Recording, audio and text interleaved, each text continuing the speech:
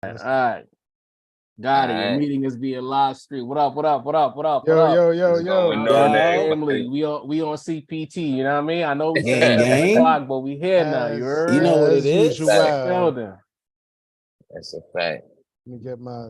How's everybody feeling today? Peace, everybody. Peace, Peace, everybody. beautiful Monday. Chat up here real quick. Monday. Get right. How was y'all weekend out there? Let us know. Talk to the gang. We live and in full effect. That's promised. You heard? Everybody celebrated hip hop 50 as they should. I hope. Late but great. Whoever got the volume on? I'm muted. That was my shit. That's me. Oh, that was. As y'all file in, make sure you hit that like button, hit that subscribe. Y'all know what to do. Right. Share it with at least one friend, one family member, a neighbor, a coworker, someone who loves hip hop. Your ex. And during the 50th. Try to spark that rekindle that flame of the relationship using hip hop 50. You know what I mean? When we used to listen to Nas together. Remember how you sit loved in the it, tree, and I loved it was written, and we connected over that. We debated. We shared moments. Yeah. That's 8 likes. Let's get it to 10.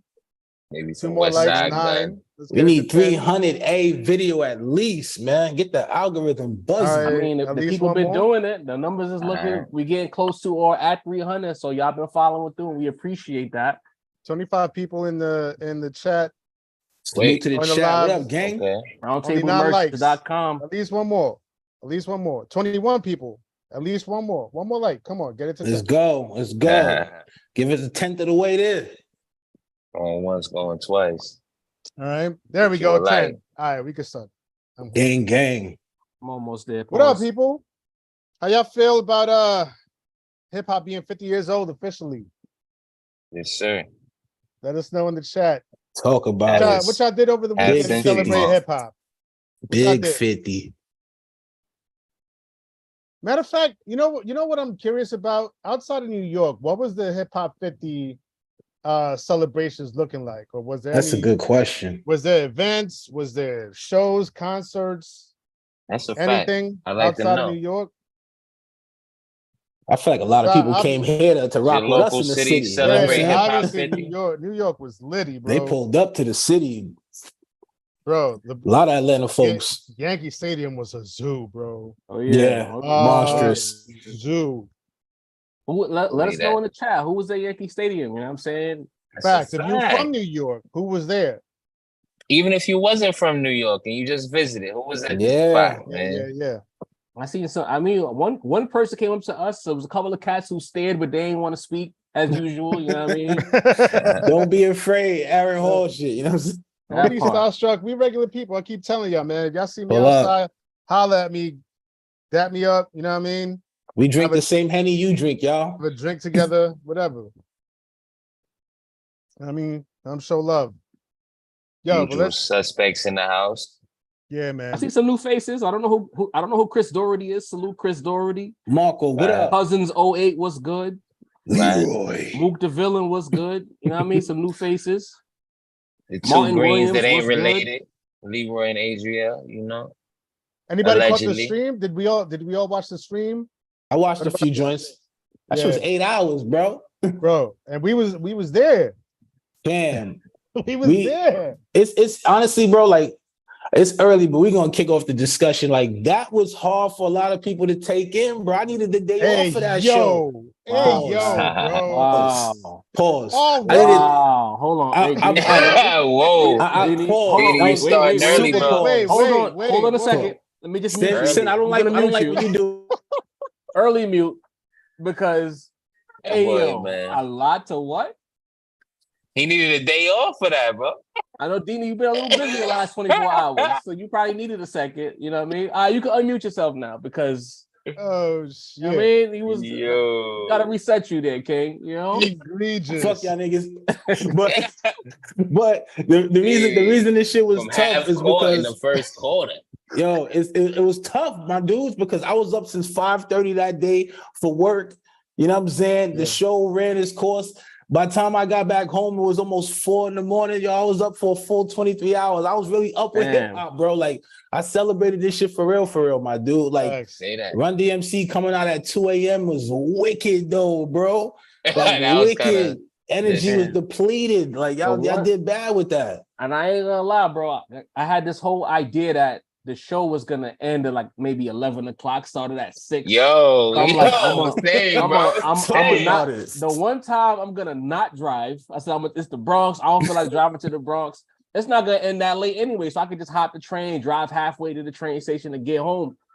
Bam, bro. What the fuck? Like, that shit was and I ain't mad at it, but it was an unexpected marathon. Yeah. It was a lot. I mean, and shouts to Nas, shouts to Mass Appeal, shouts to everybody involved. What up, yeah, beautiful. Big Queens. Ease, what up, my boy? Yo, Ease, what up? Big Ease. Yeah, shouts to everybody putting this monumental show together. It was epic. It was incredible to be there. Like, you know, we was kind of high up, but you know what I mean? It's the tickets that we could get at the moment, but it was an incredible show. But it was a lot of acts, and I was looking at the lineup, and I was like, yo, how they gonna fit all these acts into one show? And that's how they did it. Like, the shit ended at like 2 a.m. It was it was crazy. Nah, it was after that, bro. Crazy. They didn't get on stage till 2 a.m., dog. That's a fact. Like, I left. We didn't drive. Walked out at like 1:45 in the morning. Nas said ended at like 1:40, bro. No, you're right. It was like because we got the impromptu Lauren performance, which extended the set. Shout out to Lauren Hill. But before we continue, just for the people following it, just let them know. We're gonna let them know what we're talking about. Of course, you're gonna, review that Hip Hop 50. We was in the building. We're gonna let y'all know what that was like. We're not reviewing the entire complex list, but we're talking about some notable placements on that list. You know, a big talking point on the internet this weekend was the lack of Jay-Z for Hip Hop 50 weekend. We gotta talk about it. That too. Melle Mel, White Flag Entertainment. We gotta talk about it. Of course, we gotta talk about Shan's appearance at Hip Hop 50 and the Deanie's idea coming to life now.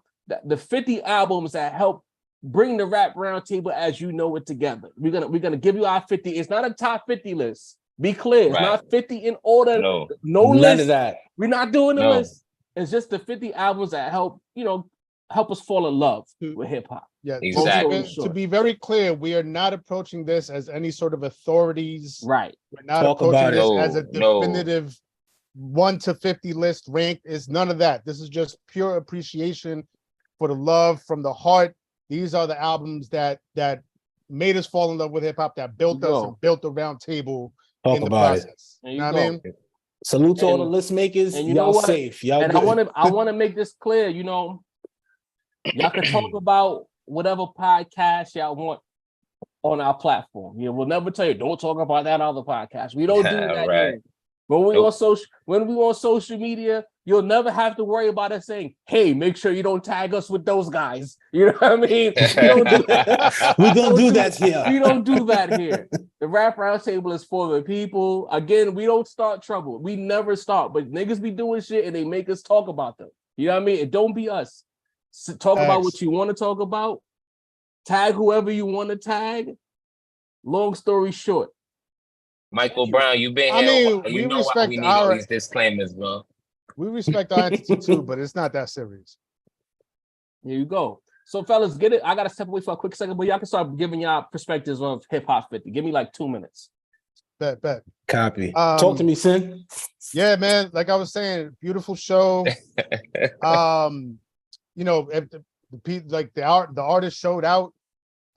Some of my favorite sets. I'm gonna go through some of my favorite sets, right? Because there were some sets that I was there for. Like I came to the show like, first of all, three out of my top personal 5 was performing at the show, right? My personal top 5. Just again, let it be clear. This is not like which we've never released, right? I don't think we've ever done official top 5s list. We've never done official top 5. Right. But my personal top 5, the people that I fucks with and I want to listen to on a regular, right? Nas was there. He's number 1. Ghostface was there. He's in Ghostface is top 5 for me personally. Right. And Common was there. He's personal top 5. Ooh. for me. You know what I mean? Can't beat that. Common went up kind of early. Yeah, super early. When like he was good. He went on when like pretty much when we got there. So you know the daylight was still out. Like it wasn't too much energy for his set, but his set was dope. It was cool. He freestyled. He gave a little freestyle. He always gives a little freestyle, so I appreciated that. The Ghostface set was cool when Method Man came out. That energy tore down the whole spot. You know what I mean? Method Man always has had that star power. As well as Deck, right? Deck popped out. Deck was popped there. out. Deck was there Ghost. too. You know what I mean? They did Cream. They did Ice Cream. You know what I mean? They did all the bangers. That was fire. You know what I mean? But the one that surprised me, right? And this is no slander whatsoever. We're gonna get to the smoke y'all got in the comments soon. We just gotta give y'all this hip hop 50. We're gonna give y'all the experience. We're gonna talk. This is not from any like sort of negativity at all. But I've never been to a T.I show. I've never thought that I wanted to see T.I live. But I saw T.I live, and T.I smoked the stage. Killed it. Shout out to killed it, man. T.I killed it. Bro, the way he had the audience in the palm of his hand, that was crazy, man. He's a showman. He's an MC. T.I did have a hell of a run, though, bro. He did. That run was heavy. Yeah, he did. But to be, I don't know. A lot of your favorites in the verses from what I've seen up there. To be honest, and this might be New York bias. I'll be honest about it. But like, I never looked at T.I and been like, yo, I want to see a live show from him. I would think first before T.I, I would think Luda. I've seen Luda and been like, you know what, a Luda live show might be dope. But I never thought of T.I in that way. But he smoked the stage, bro. Smoked his set. Snoop Dogg, dope ass set. Fire. Snoop Dogg, true MC, true, showman. Just legendary human, bro. The Snoop, tracks, and the stage presence that he had when he rhymed over the Benjamins beat. What was it? It was Deep Cover, I think, and he switched over to the Benjamins beat. Deep Cover. I think it was that. Yeah. Crazy. And of course, Nas, right? Yeah. Bringing out the Queen, Lauryn Hill, incredible. But the set that was number one for me personally, even as a Nas fan, Nas being there, you know what I mean, Lauryn Hill coming out and everything. But to me, that Fat Joe set, talk about it. Something else, man. Something else. And y'all out there on the internet, on Twitter, on YouTube, on the socials, everywhere, all you internet fans out there, y'all got to show and give Fat Joe his proper respect, man. I see a lot of slander being thrown around at Joey Crack all over the place. And, sometimes, all right, it might be warranted. He'd be saying some wild shit. You know what I mean? He got some wild takes. Sometimes he says some, off the wall stuff. But in terms of being hip hop, in terms of being Bronx, in terms of being like repping for the culture, and when he got on that stage, and obviously he had to show out because it's the Bronx, it's hip hop 50, it's Yankee Stadium. He talked about how he drove up straight from the projects for that night. His energy was a different level, man. Different level. And he played all the bangers. The set was super tight. And I feel like with a show like this, Jarv and I were talking about it the night of, because we were talking about how fast these sets were going. Like song to song to song, you know what I mean? They were kind of short. For a show like this that has so many acts and the sets are so short, your set has to be tight, like airtight. And when I tell you Fat Joe's set was airtight, no gaps, no pauses, nothing but bangers, energy on 10 the whole time. Ashanti came out, Remy came out, Peter Guns came out. He played, the Big Pun bangers. Crazy, man. Bro, I'm calling for the alley coming right back off the bench. Yo, bro, talk about that Fat Joe set, man. Yo, I would say Fat Joe, as far as what Hip Hop 50 meant to New York specifically, he understood the assignment. I know some people hate that phrase, but God damn, it's like, and it, you know what? Maybe it's because he's from New York.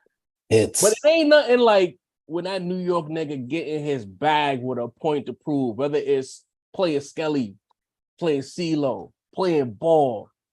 Fat Joe came on that stage with heavy fuck out of here energy. I don't care who's on this card. you're gonna remember my set. And he came through, he was even talking like that. Like he ain't give a fuck. Like, yo, it's my time. Whatever y'all niggas was doing before, what y'all about to do after, it does not matter because my set is gonna lock everything down. It would like, and the thing is the pacing, song by song by song. Talk about it. And then when you brought out the legends.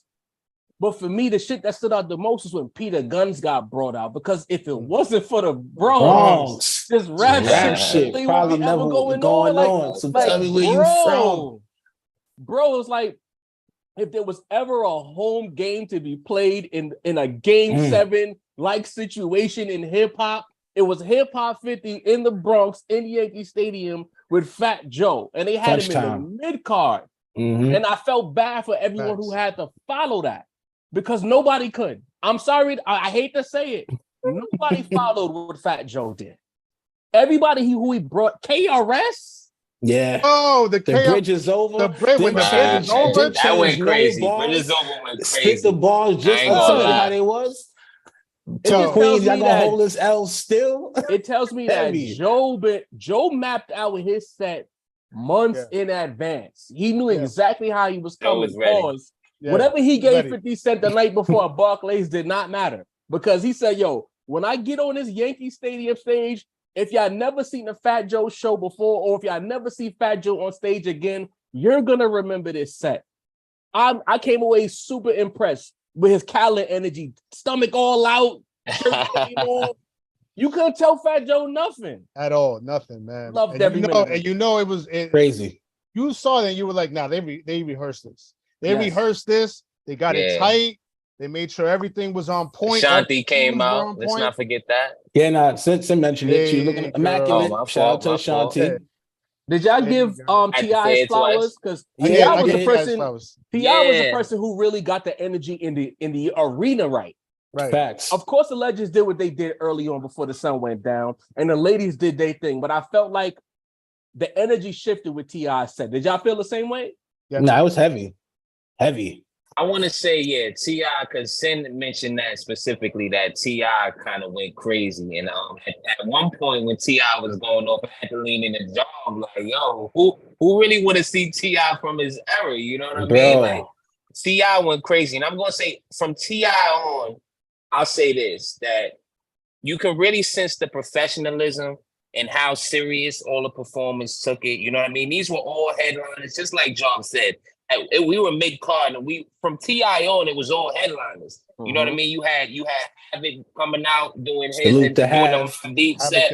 You know what I mean? Like Cameron went crazy. You know what I mean? Lil Wayne, we gotta give it up. Lil Wayne, you can definitely tell he's been in front of a New York crowd.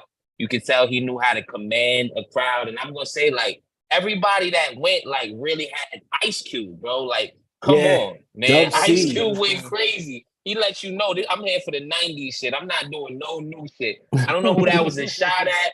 I don't know who was up there performing their 2023 songs, but Ice Cube let you know what it was going to be. You know what I mean? But the way y'all felt about Joe, that's the way I felt about Snoop. After Snoop's performance, I was like, yo, Snoop is like, just like Sin said, a real MC. You know what I'm saying? Like he knew what songs to play. No, man. He knew. No, man. What you mean? You trying to do no, man. Let's talk about how weak your man's performance was. Motherfuckers was starting to leave after Snoop's performance because Dougie Fresh sucked the life pause out of that. He did. Trying to get the Guinness World Record beatboxer. Let's not do this. Let's not do this. Is that why he was leaving? Nah, he hit us with the same sound for like 3 minutes, bro. Leave the room, bro. I'm just saying. So when they used to leave after DMX's performance, that was a bad thing, or did that mean that they felt like this? You conflating two different things. I'm talking about Hip Hop 50 and energy leaving the room after the world's longest beatbox that may or may not have been pre-recorded. I don't know. All I'm saying is that Snoop brought out the new artist. He brought out Too Short. I heard women going crazy when Too Short came out. You know what I mean? Short Dog. They had the Wiz Khalifa performance that you know the tribute Grammy. It kind of mirrored the Grammy performance that they do. If y'all ever seen that, you know what I mean. And Snoop just was performing the classics. I'm sorry, Job. I gotta give Snoop his credit, bro. You know what I mean? Respect. Watching the crowd react to like Wild and Free was kind of wild to me because I always knew that was a big song for Wiz and Snoop, but bro, the crowd was into that record, bro. Like it really spoke to people. I mean, it's a fun record. Well, if nothing else, Snoop got records that spans decades. He gonna always keep a hit in the clip. You know what I'm saying? But we gotta Mace mentioned him honestly, and it has to be said, especially coming out of what Fat Joe did. Especially how Ice Cube kind of tried to follow it. No disrespect to Cube. Lil Wayne's set was hot ass, bro. Let's talk about it. Let's talk about it. Hot ass, bro. Chat, am I wild in chat? Was it hot ass or not? So, well, we had a super chat early. It picked up at the end, but it was. Sean Wilson says Nas is go for T.I. and Wayne killed it. He killed the vibe in the venue, nigga. Yeah. I'll say you to Sean. He says Wayne was one of the acts that killed it. I don't. Do you just not like the records themselves, or did he not kill it? These were major records, bro. How did the rest of the crowd react to his set? Towards the end, it definitely picked up. Towards the end, but in the beginning, bro, shit was mid. I mean, coming out of Fat Joe's set, and then this is Lil Wayne, bro. Look at the songs he chose. If you know what, I got a hot take, boys. Can I live with the hot take? Go ahead, cook. I think coming out of Hip Hop 50, and this is a phrase that I hate to use, but I gotta use it here. Coming out of Hip Hop 50, it sure feels like Lil Wayne's music didn't age well at all. Maybe I'm wilding. I could be wilding. But it sure felt like these songs did not hit the way they hit. You see how T.I. songs was hitting on that stage? Wayne records ain't really hit like that. I could be tripping though. I don't think that's a very hot take at all. I think that's interesting. I think I've seen 6 foot and a Millie did get the crowd crazy. I will be honest on that. Those two records did fuck the crowd. That's the joints right there. I've seen a lot of people. I don't think he should have did that Swiss Beats records. I was upset about the Swiss Beats record. I will say that. You know what I mean? But I'm like, maybe he's doing it because in New York. But by the time 6 foot, 7 foot came on, come on now. Millie, bro, come on. Those are hits. He had Corey on stage with him. Shout out to him for bringing out. I think we can call that confirmation bias. Confirmation bias. We were in the building. We seen it, bro. Shouts to Peter and Corey hitting the same stage for Hip Hop 50. You know, father son. That was loud. I like that. Shouts to Wayne for calling him Peter at first. Yeah. Nigga said Peter Gunn's son. That was out of line, bro. Shout out Clark Kent and Kid Capri's DJ sets, immaculate. You know what I mean? Clark went crazy. Play for the dead homies. To some legends, Slick Rick. I know Slick Rick had come out earlier before we even got there. I was tight because the ticket said it started at 6, but apparently it started at 4. 4:30. 4:30. Yeah. So there was a lot of shit that went. Like Slick Rick was up, EPMD was up, some other legends were up, Rocksteady Crew was up. But yeah, with Slick Rick and Snoop, crazy. I could say I saw that on stage for Hip Hop 50. Oh yeah. Shouts to Nas, obviously the god, for not only bringing out Lauryn Hill. That's obviously going to be the headline, right? But bringing out Kool G Rap. Fire. Oh man, it was sharp. It would have been nice if he would have brought AZ out, but I guess we got that at the Garden. Yeah. But bringing out Kool G Rap. Fire. So several joints. The forefather that he's in every dope MC's DNA has some Kool G Rap in him, man. So for Nas to bring him out and show him love and respect and let him get that shine on that stage. That was dope. They did Chicago a little dirty, man. It was bright lights when they was rapping. We walked into them fucking having Lupe on the stage, which I thought was kind of crazy. I'm like, damn. Well, but you got to think about it. That card, when you think it's about heavy.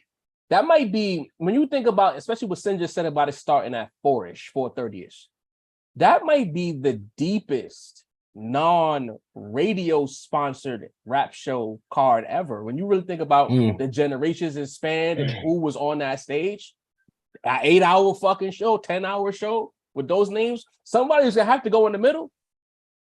Yeah, true. Yeah. I ain't gonna lie, man. The way this shit rang off, they might have to turn this into an every year event or some rolling. That was different shit. Nas, he alluded to that.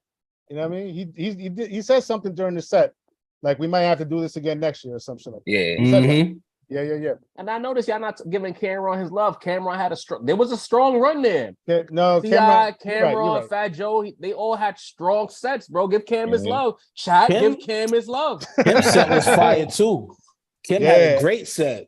You know what I mean? I was disappointed there was no Jewels, because I felt like, I think Mason and I was talking about, he was like, the best parts of certain songs were Jewel's parts, but he wasn't there. Yeah, you know what I mean? Yeah. Jewel's not getting invited by Cameron anywhere. Started off the old boy all wrong. I was like, what the hell's going on, man? Started off the Hey Ma wrong. I'm like, where the Santana verses at, man? What's going on? And just one more legend. I want to make sure to throw some flowers to the legend KRS-One, Chris, the Blast Master. The Blast Master. Bro, when Fat Joe brought him out again, shouts to Fat Joe, because he brought him out like at exactly the right time. It's like they built the energy up to this moment, and as soon as KRS touched that stage, like to think this man started off in fucking what, 86, 87? Yeah. You know what I mean? And he's touching the stage in 2023 in Yankee Stadium with that level of energy and tearing the house down like that. I thought he was gonna, like, I figured the thing with him and Marley Marl be patched up. It's been 1,000 years, but he kept the bars completely intact. Marley Marl this, Queens that. I'm like, I felt a little crazy because Nas and Mass Appeal behind this show. Nas was coming up later on. You gotta hold it out. Bro, I'm clutching my pearls like, yo, you really gonna go and Queens bitch like this? Big right now? Shan was up there. Fuck how you feel. Big Bronx. Who gonna tell KRS anything? Who is going to tell it? That's a you know what I mean? That's how those are the words of the song when he changing it for. Facts. He's not gonna go and say that's also hip-hop. when he said hobo. That's you know hip-hop. what I mean? And you know what's great about the show? Like, this is one of them shows. I mean, granted, when you go to a show, of course you always want to be in a great seat. But this is one of them shows, man. You could have been in the parking lot, man, and you still would have felt the energy, bro. Like, I feel like we spent half the time like just on moving around on the vibes. I didn't even get to see a lot of niggas actually perform because we were just vibing with the people, enjoying, bringing in the energy, eating, drinking, having a good time. You know what I'm saying? They were just being there. This is something we're going to talk about 30, 40 years from now. Like, yo, remember that fucking Yankee Stadium 50 hip-hop performance? Right. This shit is going to be wild, bro. Like, we was a part of history on this one. Shout out Fresh Out Hip-Hop. We're going to talk about Hov a little bit later in the show. You know, I've been watching the Fresh Out pod. There'll be a lot of Hov slander low-key on that pod, boys. They loving him at the Brooklyn Museum, though. Hey, man. They love flowers right now. I enjoyed every bit of it, B. Like, the ladies did their thing. Shout out to Remy being to touch that stage twice.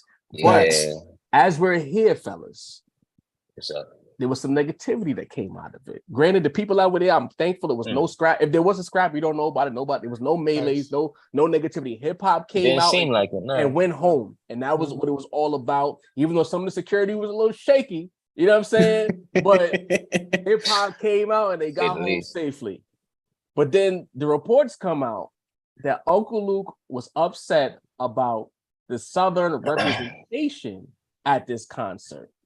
And I find that interesting that there was some Southern acts there, but it was a New York show for Hip Hop 50.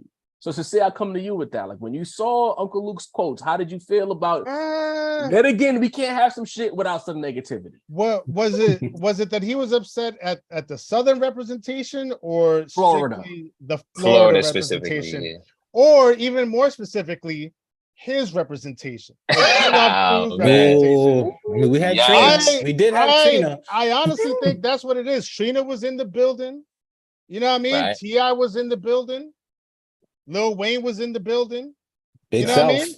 So I mean, this whole thing, the South got to get, or certain people in the South, I should say, because Willie D was also saying some similar things about, the Southern representation in this whole festivities. First of all, I mean, we have to keep it a whole buck. You know what I mean? The 50th anniversary is not just about the inception of hip hop in New York and the South Bronx, but I mean, it's a big factor. It's the catalyst of it. So obviously it's going to be New York leaning, right? Especially when you go back into the 70s, early to mid 80s, you know what I mean? It's going to be New York leaning, right?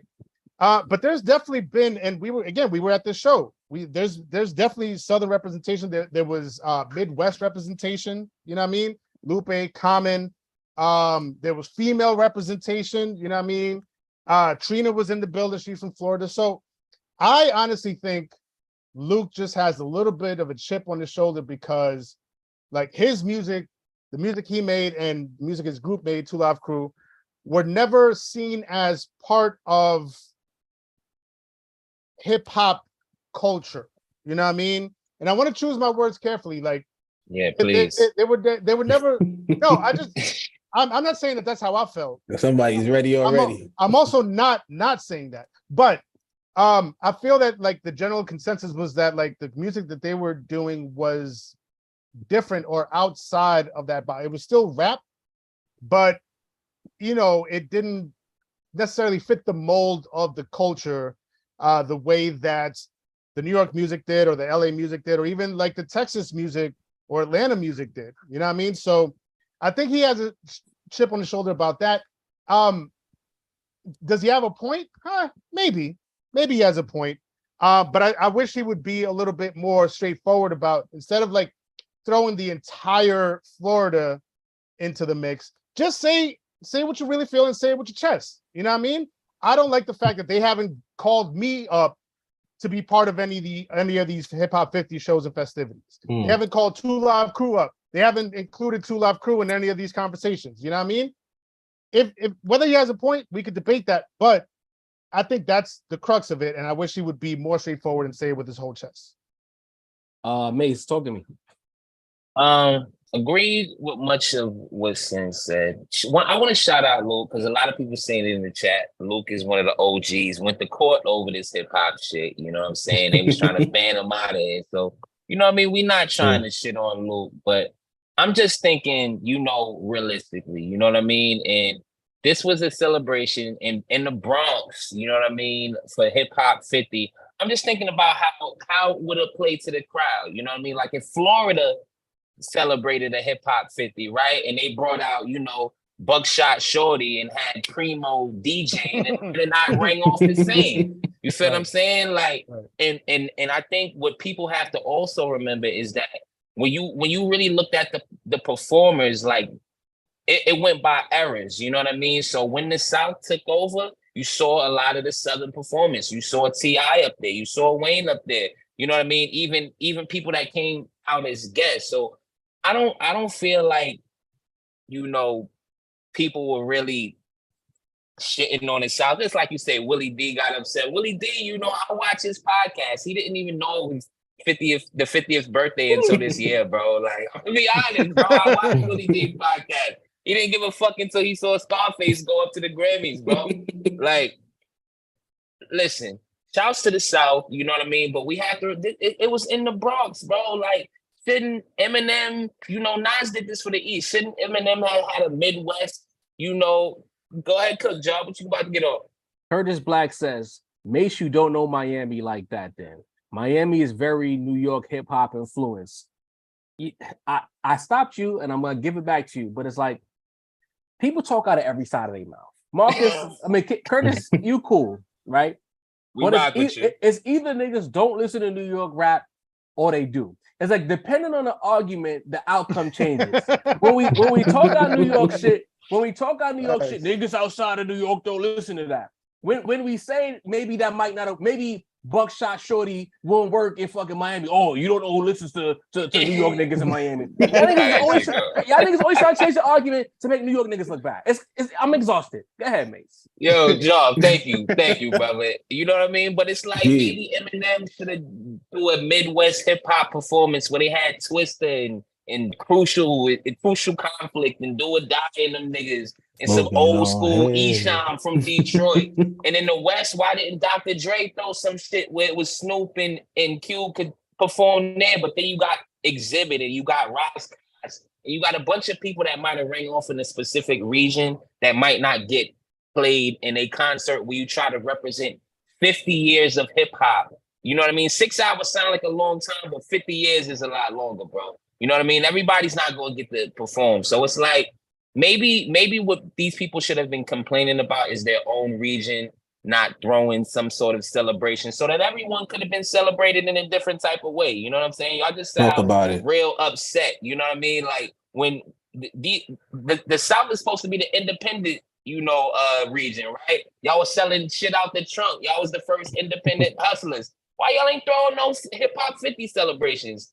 I barely even seen Southern rappers like saying happy birthday to hip hop. You know what I mean? If you want to be real about it, you know what I mean? Maybe the lack of interest that certain regions showed was the reason that a lot of people didn't get to perform. I'm gonna be honest.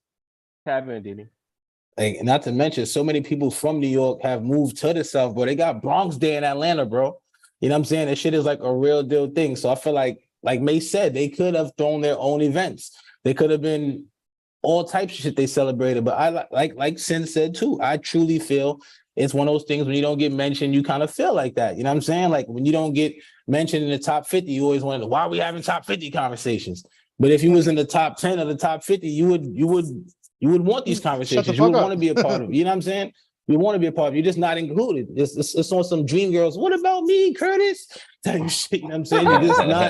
You're just not there. You know what I'm saying? Whether we didn't put you there or the people that fuck with you didn't put you there. Like, that's no disrespect to Uncle Luke, but I see when Sin says, want to start early, bro. Like. Sin didn't mean he not a part of hip hop culture, but Sin mean like he's in the realm of those rap niggas that you, not to say you don't take seriously, but when you think of rap niggas like bars, you don't think of Uncle Luke, bro. I think if I want some party music, I want to get the ladies in the zone, the vibe, I think of him for that.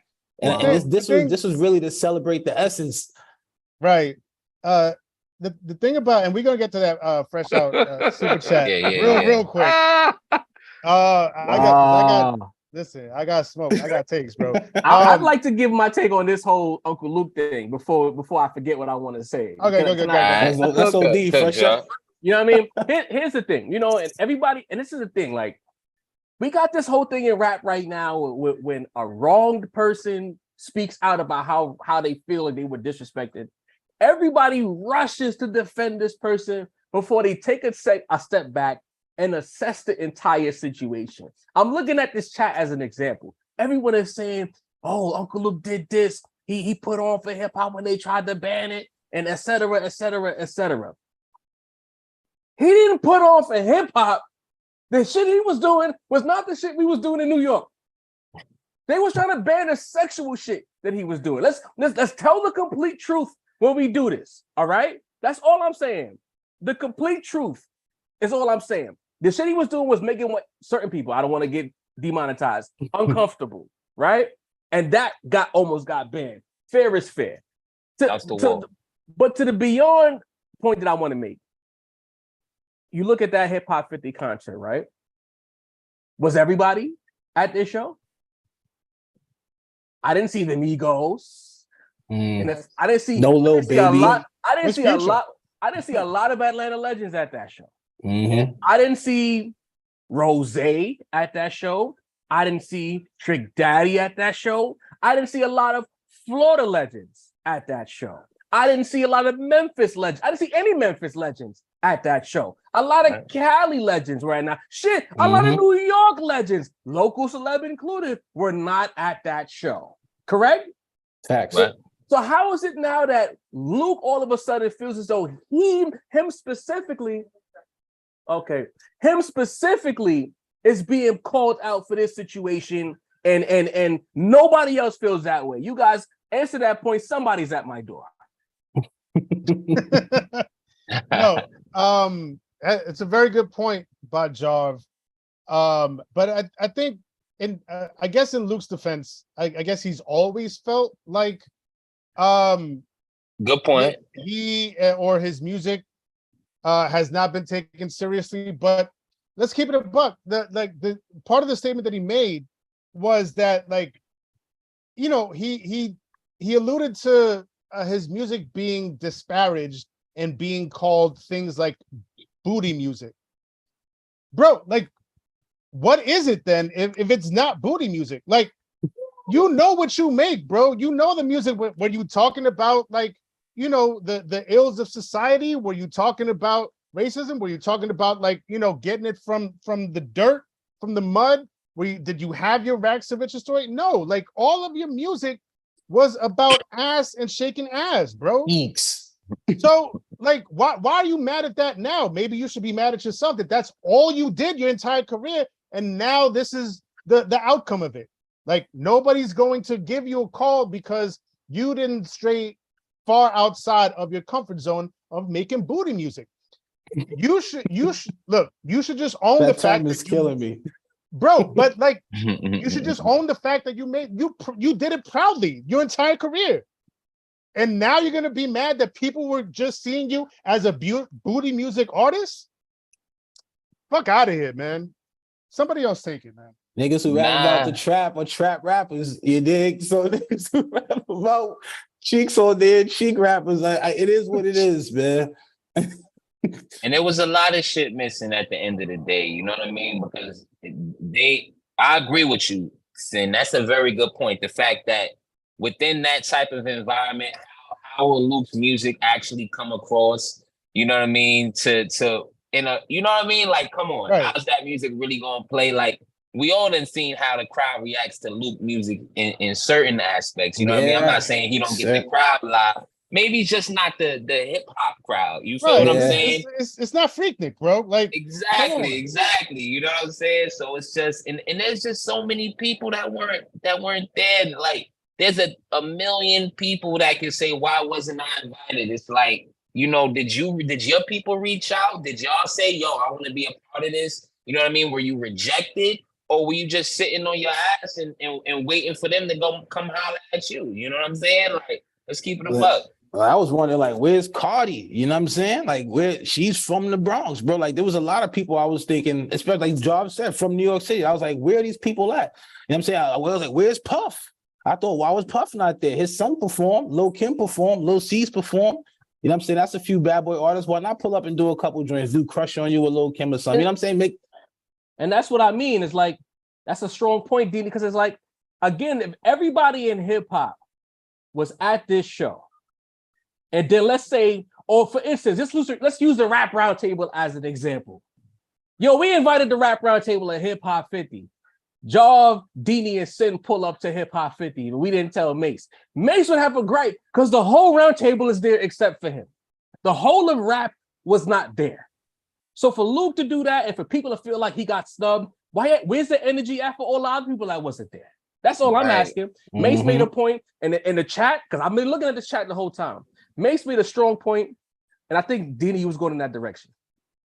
No other city did a Hip Hop 50 show. All this time, y'all scream New York bias to us. We're biased. New York, the birthplace of hip hop, did a Hip Hop 50 show, right?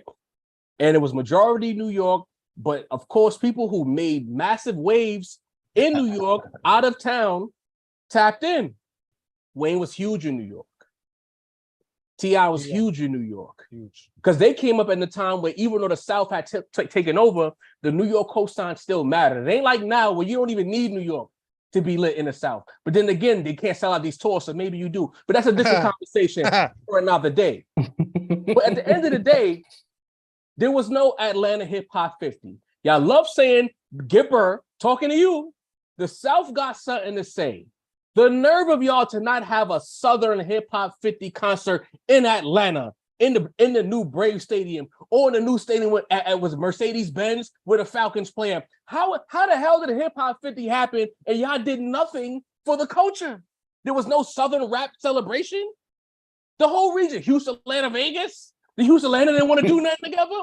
Because Vegas is out west. West Coast ain't doing. Y'all didn't want to go to the Rose Bowl and do a show, or the Dodger Stadium and do a show. Midwest ain't want to do a show in Cleveland somewhere, or in Pittsburgh. I don't know if Pittsburgh counts as East or Midwest. I really don't know. Philly, we claim Philly, but Pittsburgh's a little shaky. It's like no. Somehow Pittsburgh feels more Midwest. Right. Even the accent sound a little more Midwest. Yeah. But no other region decided to do a hip hop 50 show, yet somehow or the other, Luke, a godfather of this shit, is mad at New York. Why you get mad at your forefather? Why you get mad at yourself, Luke? You're a forefather. Right. Why you put some shit together in Miami? Tyler, y'all niggas locally in Miami. Where y'all at? Nobody wanted to do it. A lot of money getters out there. All y'all niggas in this chat, and I love y'all. Don't get it twisted. But y'all was quick to defend Luke, but nobody looked around and said, wait a minute, why nobody else did that? Nas and Mass Appeal made it happen. Why didn't Khaled make it happen? Why didn't Ross make it happen? Why didn't Luke make it happen? You get what I'm saying? Anybody could have did it, man. Don't tell me y'all all can't piece up something. Yeah, I can't say it's New York bias. And then when it was y'all time regionally to put on for the thing that we started, y'all waited for us to do it. But y'all said New York don't matter no more. That's which one is it? Y'all was running the game. Ooh, I'm hot, boy. When Luke said that, I'm like, y'all niggas got a lot of nerve. Hold up. I'm no, because I'm confused. I saw a comment. Hey Love said Mace made a valid point, but Sin is tripping. Mace and I basically have the same point. I don't see how are you making a distinction between us? Mace made a valid point, but I'm tripping. We saying the same shit basically. I'm hot, bro. Fuck out of here, bro. Stop blaming New York for everything. We how did we go from the forefathers to the stepchild of hip hop? Like, how did that happen? Man. Crazy. You know what I mean? But we don't do something. Shouts to Ian. We don't take over the game. South is cooking y'all. We do something to change the game. Y'all don't include the South. Like, y'all gotta pick it. Which one is it? Y'all gotta pick it. Which one is it, bro? Ian says facts about LA and Atlanta. Y'all failed. In my opinion, they failed to get it done. Each region should have, and it should have been Hip Hop 50 weekend. New York get Friday, the South get Saturday, West Coast get Sunday. Yeah, that would have been crazy. We could have shut the whole shit down. That would have been. I looked at New York. People would have been making why Nas ain't invite us? Why Master Pill didn't invite us? Fuck out of here, man. I don't want to hear that. Oh, shit. now y'all need us. Now y'all need New York. Get out of here. If y'all think about it, MC Shan didn't get a check neither. And he know that nigga. You know what I'm saying? So if that didn't happen, it wasn't going to happen for you out there either. So it is what it is. Fresh out hip hop with the super chat. If we the Hove Avenger podcast, how y'all say we are, they might be the Hove Hater podcast. I'm just saying. I'll be tuning in and I hear the little X-Files theme song when y'all talk about Hove. And then the fart sound effect, I'll be tapped in fresh out, you know what I'm saying? And they said in the super chat, mad love and respect for the Rap Roundtable family. How Hove the #1 rapper of all time, but a no-show for Hip Hop 50? World tour or your girls tour? We have a whole segment to that that's coming later on in this episode. For me, it's obviously his girls tour, but Sincere, go ahead, Cook. That's a very good question, fresh out, and everybody else has been asking the same question. It's an excellent question, and I have no answer for it. It seems a little conspicuous to me. I'm not gonna lie. I don't be in line with all of the anti-Hove slander that goes on out there. But I must say, I do think that everybody out there that's wondering where's Hove been, where's Jay-Z been all weekend, this whole week. It's a valid question. Where has he been? He hasn't really made much of an appearance. He hasn't really said much. It's a little strange. Complex just crowned him the best MC to come out of New York, while Nas was at number 3. That's y'all want to just talk about Hove right now? Let's throw the order out the window. That's a little. I'm just saying it's a little crazy to me because, like, especially now, the past few years, the way Nas has been putting on. And the way that he just put on this past weekend, he got to be #1. Okay. And Hove is out here. You know what I mean? He got, he's out there with Beyonce and his family. They touring whatever. Wow. Okay, Gip. Wait, I'm saying no. But is he not? Is he not? Am I lying? Shit is coming crazy, Paul. Am I lying? Dialogue. If I'm lying, tell me I'm lying. But I mean, you know what I mean? He's out there with his family. I understand it, but a little, you know what I mean, like a little post. I gotta get my Mike D on right now. You know what I mean? I'm saying we know Jay-Z is not one to really be big or crazy with the social medias, but every once in a while, he makes that social media appearance if he sees it worthy enough. I don't see how he does not see Hip Hop 50 being worthy enough to just throw something up on Twitter, throw up a little Instagram, something, you know what I mean? Something, a story, something. But we have not heard from homie this whole time. What's going on? I can't even put him at number one. I can't even entertain him at number one anymore. Wow. Because the way Nas has been putting on for hip hop, he's number one. I used to entertain the conversation. I used to say, yo, you think Hov is number one? I bet. I see it.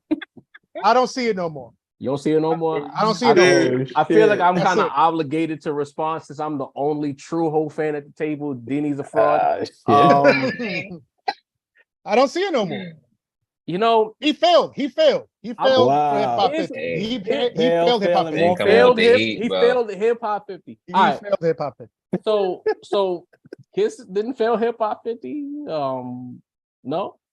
What happened? Diddy didn't fail hip hop. All these other notable New York legends. We don't talk about Diddy like that. Don't do that. I'm just saying. Why is it Dr. Dre? Dr. Dre wasn't at Hip Hop 50. All right. I don't know about it. All right, let's be clear. It's not even about being there. It's about just. So what is it about? Saying something. All right. So here's the thing. But since you put out the question, we don't talk about Diddy the same way we talk about Hov. No, you're right. You're right. Of course. I was being facetious. I was being facetious. Here's the thing, from my point of view, and you know, I feel like we know how the internet works. We know how a certain segment of hip hop works when it comes to Jay-Z. If Jay-Z even blinks wrong, he's gonna get dragged. You know what I mean? I understand it as a Jay-Z fan. Am I positioning on this podcast and how much heat I've taken over the 4 years we've been doing this pod, especially the last 2 years? I understand what it is when it comes to Jay-Z. But my whole perspective is Hip Hop 50, a mass appeal produced show, right? Mm-hmm. Which means it's a Nas. Let's call it what it is. It was a Nas produced show. Right. So from my vantage point, Mass Appeal and Nas got the full ISO in New York City. Hov didn't even, because the thing is, the whole talk has been a hear me out chat, hear me out rap around. I see what you're doing. The talk has been constantly that Jay-Z is always reaching for the spotlight from Nas when Nas has releases or Nas is in the news. Even recently, as he's had this 5-album run with Hit Boy, for the most part, Jay-Z has stayed out of the way. Notice I said for the most part. I feel like early on in the Hit Boy run, there might have been some kind of like traffic between the two. But for the most part, especially the last since Magic 1, Hov has stayed completely out the way. Might even be KD too, if I'm not mistaken. So he stays out the way. He gives Nas the full ISO. He doesn't fight back. You see that? Everybody, go ahead. What I'm doing? So Jay, I let you cook, and then you always do that to me, Say. You always do that to me, bro. No. You always cut me off when I'm making a point. Let me cook. No. All right, cook. But this is the thing, because I seen the tweet, and now you're reiterating the same line because of reasoning. everybody didn't see the tweet. All right, but Jay gave Nas the full ISO. Go ahead. Get out my way. Thank you. Pardon. He got out the way.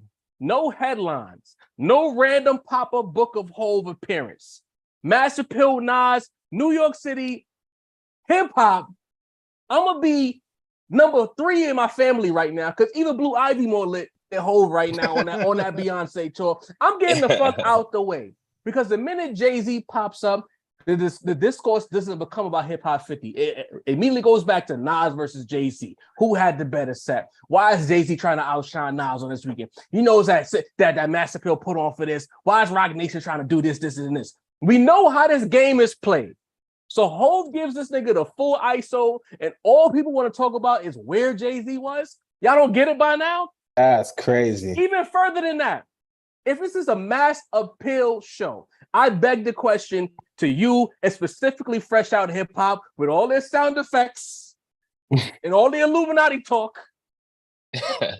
When was the last time Jay-Z did a concert or a festival that was not produced by Roc Nation? Y'all niggas keep screaming culture. That's true. Y'all niggas keep screaming culture. Right. But if Jay-Z's proven anything, he's consistent that everything is business. It's not culture for Jay-Z. And he's never a liar about that. And I'm a Jay-Z fan who tells the truth about Hov. He was never going on that Master Pill stage. Nas would come on the Rock Nation stage. Hov's not going on the Master Pill stage. It's an ego. We know that, bro. Hov is Apple. Talking about? Hov is Apple. I mean, you could be a rock boy, but I ain't gonna be a Master Pill nigga. Can Master Pill afford Hov? No. And don't start screaming about money in the chat. We are all living on you brought it up. Brought it up. Because I live on Earth and we understand how business is run. Can he afford to get Hov on that stage? Is this not one time where Hov could have put yes, he should have business acumen away? But here's the thing. Yes, he should have been on that stage, but we know better. Is my point. And it's the thing that Jarvis saying. The thing is that why would you want Jay to pop out when the whole complaint is that Nas never has an ISO? Whenever Jay does anything in the realm when Nas is doing anything, we always say, this nigga is hating on Nas. He's cutting off Nas' shine. Look, I understand. Let me ask you this, Sin. I understand. No, I understand the point. But let me get this out. I want you to answer everything together. You can answer, put the whole thing together because it's tippy-toeing on, it's piggybacking on what Dini said. If Jay-Z did pop out, does Nas get that light? How he would have with this whole rollout for the show? Would have stole the show, bro. Let's be honest. Look, all right. My point is this. Y'all. It's a fair question. Your angle is that this is all a Nas endeavor. The whole show, the Hip Hop 50. I think it's bigger than Nas. I think yes, Nas had a big 100%. And we should absolutely give him his flowers for putting all this together, or playing the part with his company. But it's bigger than that. You notice, and you asked me the night of the concert, you was like, oh, no Nas shirt tonight? No, nothing. I had a plain ass shirt. Why? Because it wasn't about celebrating any one individual this night. You know what I mean? I had you had Nas up there. You also had Ghostface up there. You had Common up there. You had Kim up there. Lil Wayne, T.I, Fat Joe. 100%. Legends. You know what I mean? These are all people that I came out to see. Nah, but I wasn't there to just see Nas and just to celebrate Nas. So the way y'all spinning it makes it seem like this is a Nas versus Jay-Z thing. Sin. I'm not. No, but listen. No. Sin, let me finish. Don't do that, Sin. Don't do that. Let me finish. There's no spin here. Let me finish. I think this was an opportunity for Jay to just celebrate the culture and not see this as a Nas show or a Nas endeavor or a mass appeal, whatever. You know what I mean? Like, it's not about Nas, it's about the culture. I understand that. See, this is the thing. I'm sorry, Mace. I'm sorry. Because in this part of the conversation, points get lost and then people hear what they want to hear. Because somebody in the chat just said, y'all think so little of Nas, which means he's not actually actively listening to the conversation. We don't think little of Nas. In fact, the point I'm trying to make, and Sin is 100% right when he says it's bigger than everybody. It's hip hop, it's the culture. But I'm of the belief that the energy that surrounds Nas and Jay-Z is itself bigger than hip hop. Because when these two niggas get together, our fucking podcast, according to hip hop, fresh out, ease to a certain extent. Okay. Like the energy that surrounds the Nas and Jay-Z name, it does great business. Right. It creates massive debate. Points get lost. I've been arguing with Sin for 15 years about Nas and Jay-Z. When you put these two people together, put it this way, if these two guys are on that card, are we really talking about the rest of the card? Or are we excited about what Nas and Jay are gonna do on the stage that night? I see what you're saying. Their whole entity is bigger than rap, in my opinion. And it takes away from what we're trying to do. I see that point. I see your point. It's a good point. But I'm not even looking at it from the standpoint of he had to be at the show. I don't think he had to be at the show. Oh, okay. You know what I mean? But he could have, I don't know, made a statement. Would have been beautiful for the culture. You know what I'm saying? Give an interview somewhere, maybe. That's a different argument. I thought we were talking about the show. Not specifically just the show. Nothing, but he's in a photo op and Usher is a terrible look. I can't argue that. Right. But okay, go ahead, Mace. Nah. You know my favorite genre of rap roundtable is hearing Sin and John argue about Jay-Z. Yeah. I like actually falling back for this ISO. type of conversation. You know what I mean? Enjoy the show. I'm not going to lie. But my whole thing is that it's just reeks of, you know, Jay-Z living rent-free in folks' mind. Like, I'm not going to lie. His absence was conspicuous. It was like some people felt like they needed to be there, but I didn't feel any more different about Eminem not popping out. His whole brand is loving hip hop, right? Every time he accepts an award, he names 75 rappers that inspired him, right? Like, where was he at? It's a lot of people that didn't say who M? Kanye, M. Oh, we're gonna talk about that. I mean, Kanye could have used a good press, right? Where the fuck was Kanye? You know what I mean? Drake was off, you know, buying Tupac's ring. You know what I mean? Where was Kendrick, Sin? 50. That's what I'm saying. No, you're right. We know hip hop 50 post from Kendrick. We know where 50. We know where 50 and Busta was. They was on the final lap tour. So I'm assuming that's why they weren't there. But there's like a generation and a half, like nearly two generations. Nah, bro. We could have went right to Canal Street, picked up Kendrick Lamar, and brought him right to the show. I'm gonna be honest. I'm not looking at any rapper from this newer generation or the generation right before it. You know, any rapper that debuted around like 2010. I'm not looking at them crazy. I'm not looking at them crazy. Kendrick gets a pass. So does Drake. The game. Drake gets a pass. Cole gets a pass. Stop it, Sin. They the richest era, bro. They the era that made the most money off of it. They need to be. I'm not looking at them the same way that I'm gonna look at somebody that debuted in 1988, bro. I'm not. Why would I do that? Since Sin feels for Kendrick the way Dre felt for Ricky and Boys in the Hood. Got to, bro. Got to, bro. No, don't do that. Got to. Yo, you great. Kendrick on every curve, bro. Don't do that. Don't do that. Because you're the one that's isolating Kendrick. I'm talking about pretty much any rapper that debuted around 2010. But they told me Kendrick embodies hip hop. He's the face of the culture. They said he was a successor to Nas. That's what they said. But where's Drake at? Where's Cole at? Like they all, it's all the same for all of them. All of them get the same smoke. Right, they all get the same smoke. Collectively, but within their generation, within their subgroup. I'm not looking at any of them the same way I'm looking at somebody that debuted on Hawaiian Sophie in 1988 with Jazzo's chain on. I'm not looking at them the same way. You attacking Hove again, bro? I think it took it to Jazzo. Shit, man. Put the hawk down, Sin. All right. Pusha T won that thing. Hey, look, this is a hell of a topic. I just feel like, you know what I mean? Niggas is getting away with a lot of murder and Hove is catching it. But if it comes to not acknowledging Hip Hop 50 at all over the weekend, that's a big issue. I thought we were talking about the concert. I was specifically talking about the concert. But the fact that he said nothing at all. I can say that. And considering how polarizing he is as a figure in hip hop, you got to say something. Drop a little video, or have Beyonce say something. Put the camera on you while you in the crowd or some shit with your champagne glass. Something, nigga. Can I pose a question? By all means. Do you think Jay-Z sees himself as too big for all this? No. Nah. I think he's a card player. He might not have said nothing this weekend, but I still think. You don't think Book of Hove was not an accident, bro? That's all I keep saying that. Nas, have your go. Do your thing. Hip Hop 50. And again, Esco, he said it on stage. Chat, y'all heard him. I turned 50 this year. Hip Hop turns 50 this year. It's all math. Didn't he say that on stage? It's all about the number. And so this is his time.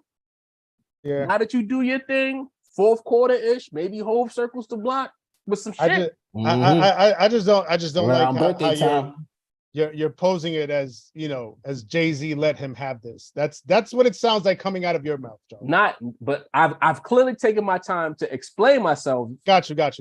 That it's not about him trying to shit on Nas. It's the fact that he don't win in this situation. Right. Let's say now the week of Hip Hop 50, Hove decides to get on that card. Everybody wasn't gonna receive that well, bro. Honestly. Let's be honest. There's gonna be a certain segment of people, or as I like to call it, there's certain tribes a certain tribe of hip hop would have been like, "Here go this nigga. Nas put this show together, doing it for the culture. This nigga don't even love hip hop like that. Why is he get on this show? He trying to front on Nas. Niggas would have said that, bro. You know that. Niggas would have said that. You're right. That's a fact. They would have said that. To me, which would have been crazy, but they would have. I appreciated how he did it because to me, Hov was always a nigga who said, "I told you, characters, I'm not a rapper." Like he obviously has told you, like he's the hustler who chose rap to make ends meet. Nas was always a nigga who did it for the love. Nas is a nostalgia junkie. Nas is a nigga who's always looking back to the niggas that inspired him. Right. It only made sense for him to do this. And look at the names that's on this show. Have we ever even looked at Jay that way? Does Jay-Z even belong on that kind of a card with them legends? Have you ever seen that before? It don't even seem right. MC Shan and Hov on the same stage? I can't see it. We got to call it what it is. Wayne was up there. I'm surprised Wayne was there, bro. I ain't gonna hold you. And again, did Wayne belong there? He seemed out of place to me. Keeping it 100. Sorry, Mace. That's so good. The chat disagreed.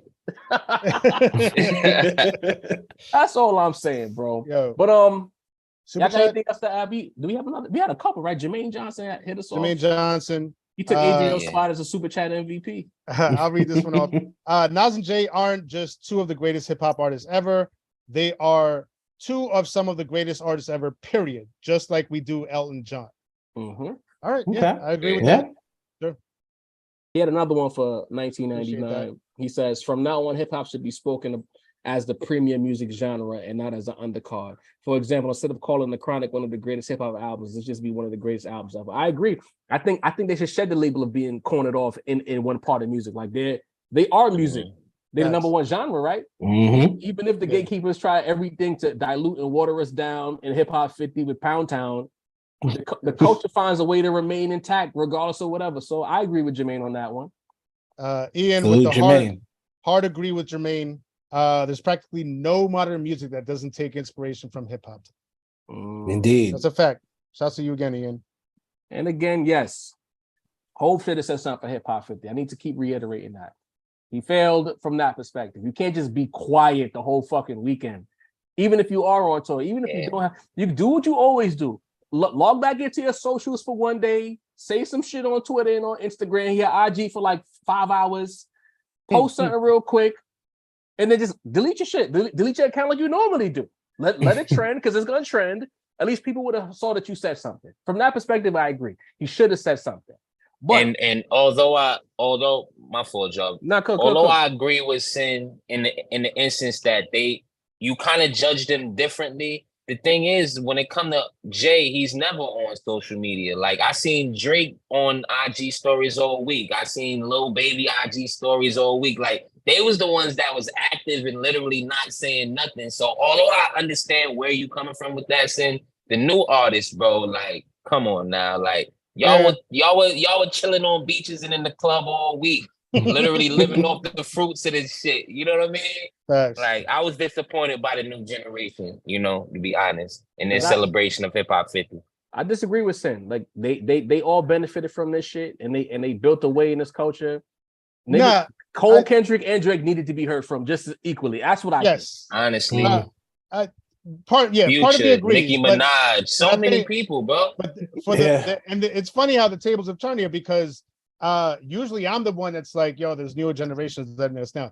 I'm feeling like, I kind of understand why they don't have that same connection as a Fat Joe has or Nas has or or Jay-Z should have had, but apparently he didn't. Gritty. It wasn't y'all. Job said Jay gave him the ISO. Don't put that on the team. Put that on me. Like I hate when y'all do that. Like don't say all four of us said something that one person said. I said he gave him the ISO because the two of them together, the message gets distorted. Make sure you tell the whole story when you say shit like that in the chat, bro. If we take enough time explaining ourselves, at least give us the respect to take heed what we say when you comment back to us. But Complex Magazine. Oh man. I didn't really see the whole list. I really don't care for it because y'all know how I feel about lists. But the top 3 New York rappers of all time, according to Complex, was Nas number 3, Biggie Smalls number 2, and Jay-Z number 1. Sincere, you kind of made it clear that you don't think Hov belongs at number one, and I overtalked nope. Mace by a lot in the last segment, so I'm gonna give him the ball with this one. You seen that top three? What did you think? I think can before I even give my opinion, can I take a quick pause? Hey, yo. Let me get the mute ready. Yeah, that was heinous. You know what? Egregious. See, Dini, what do you think about that top three? We're gonna leave Mace over there for a second. I think it's a healthy top 10. I mean top three. If you I feel like you can reverse those in any order and still come out on top as far as skill, longevity. Well, Biggie, RIP. You know what I'm saying? Skill, technical ability, actual like the ability to walk the fence, straddle the fence, and make actual street records and make party records that will make the club go crazy. You know what I'm saying? They both. All three fit the box, man. You know me personally, I always say it depends on the subject I'm going in. I always feel like Biggie is that perfect blend of Nas and Jay to me. He weirdly covers both those boxes, but I don't know, man. The way Jay did it is just so hard to deny Jay the number one spot from the way he did it, bro. It's not just winning 6 chips to go back to basketball talk. You know what I'm saying? It's not just winning 6 chips. It's the way Jordan won the 6 chips. A lot of people in the NBA have came around the 6 chips, but 3 back-to-back, two back-to-back three-peats it's the way he did it. And to me, the way Hov has just handled music it's never been done like that. That's why I can't knock when they give Hov that light, man. He just changed the game. Mesito, take 2. Take 2. Here we go. The thing is, the top 3 list. Everybody knows Biggie, Jay-Z, and Nas are the top 3. You know what I mean? So that's what it is. Honestly, bickering about the order is kind of you just really just arguing for your favorite. To be honest, you know what I mean? All 3 of those rappers acknowledged as those are the top 3, right? You know what I mean? Like if you like certain shit, you gonna like Jay. Dini just made a good point for Jay. You know what I mean? His run during the the hotly contested point that he was doing this thing. The Nas fans are gonna say Nas for what he's done in his career, and also for the fact that what he's done in the last few years. That prime, third prime. And Biggie was the actual man when they was all alive. You know what I mean? Biggie was number one. So they all gonna have, you know what I mean? They all gonna have their arguments. You know what I mean? Like the top 3 is the top 3. That's the same list. I'm gonna make Teeth mad, but just like in the NBA list, we all know, you know what I mean, it's Mike, Kobe, and Bron. You know what I mean? Honestly, I'm not gonna get upset about your list. You know what I mean? I got Kobe number 1. Be mad about it, bro. But it is what it is. Like that's the top 3. And listen, was I upset that Jay was number 1? No, I understand that. I feel like up until recent years, it was kind of like widely thought that Jay-Z was number 1, to be honest. So like Complex, we know, behind the scenes shit, they kind of legit pro Jay-Z magazine. I'm not gonna lie, they kind of like been throwing Nas shade for years. You know what I mean? I've noticed that, and I'm not even one of those conspiracy guys. But throwing Jay-Z as a number 1 on the list, like, come on now, is that a bad thing? Like, it wasn't Pop Smoke, my nigga. You're right. I'm just gonna say it like this real quick. I know I gave my take earlier, but any list that put Ice Spice at number 50 anywhere in the top 50 of all time New York rappers, I'm not even gonna entertain that list, bro. Like what kind of authority are you? Get the fuck out of here. And I know why they do it. I know why they do it, to get motherfuckers like me upset. Riled up. Saying the fucking list. Fuck out of here. I'm with Sin. I know, you know what? Let me start off by apologizing to the chat. I know they want us to argue and say who we think should be number 1 New York rapper of all time and all of that. But we gotta look at the presenters of this list. You know what I mean? If this was Beats, Rhymes, and Lists, RIP to your Twitter page, we would argue about it. Because Beats, Rhymes, and Lists is clearly ahead. He's made so many fucking lists. You go to his website, this nigga is literally Beats, Rhymes, and Lists. He studied the shit, he loves the shit, and he puts together lists based on the things that he loves, right? When I look at Complex and all major publications, including B. When they put lists together, it's strictly for conversation purposes. Yeah. So I don't even give a fuck that they got Hov #1. I don't care because they did that on Hip Hop 50 weekend, on the Hip Hop 50 day for the Mass Appeal show, essentially produced by Nas, to get people going. Because like we said earlier in the stream, when you put Nas and Jay-Z in the same sentence, it gets the people going. So you put Jay #1 in New York when New York nigga himself, like there was like a New York rap superhero, it would be Nas doing that show at Yankee Stadium. It's gonna cause an uprise. So I don't care about Complex's list. You know what I'm saying? To me, like if you have 10 people in a room, every third person is gonna have a different answer. You know what I'm saying? And then there'll be one outlier who say some weird shit like Method Man or something. But it'll be 3 people that say Hov, 3 people that say Big, 3 people that say Nas, and they'll argue about it while the one person out there, we'll all agree, as 9 of us, that we don't care that you're third, you think Method is #1 because our 3 is the best anyway. You get what I'm saying? Right. Get Complex out of here. We should know, shout out to Coach. We should know that Complex list is janky when Ice Spice is 50. And I love me some Ice Spice. But top 50 all-time New York rapper? Crazy. That was kind of crazy. What we doing here, guys? Save your outrage and your uproar for real shit. This was fake. This was the Matrix. This was the fucking red pill. They took the red pill, okay? It is what it is. Fellas, another thing we got to talk about. I know, Dina, you got to peel in a quick second, but Hip Hop 50 weekend, a celebration. But then White Flag Entertainment happens. Melle Mel submits to defeat at the hands of Slim Shady himself with an IG post with a essentially what accounts to as a blog post. Sincere the Rap Snob. Make sense of this for us, please. No, you talking to the wrong person. I'm talking to the right person. None of this talk about it, Sin. Any sense to me whatsoever, bro. Like, someone begging for rent money in the chat. Weirder, and like, and anyway, but Melly, come on, man. Like, you already jumped out the window. You got to stand on that, man, and then to take it back and apologize with an apology that I'm sorry. I don't want to be judgmental here, but I really don't feel like he wrote that himself. Somebody wrote that long ass blog post of an apology for him. And then apparently he changed his mind later and deleted it anyway. I don't understand what's going on. I wish none of this shit had happened. But you shaky. But if you're gonna jump out the window, you might as well just stand on it at this point. That apology should never have happened. You can't even hear us. Yo, Sin, your connection is super shaky, bro. Like, log out and log back in, bro. Like, it got real janky. Yo, Mace, in the meantime, while we get Sin right, what did you think about that apology, that white flag?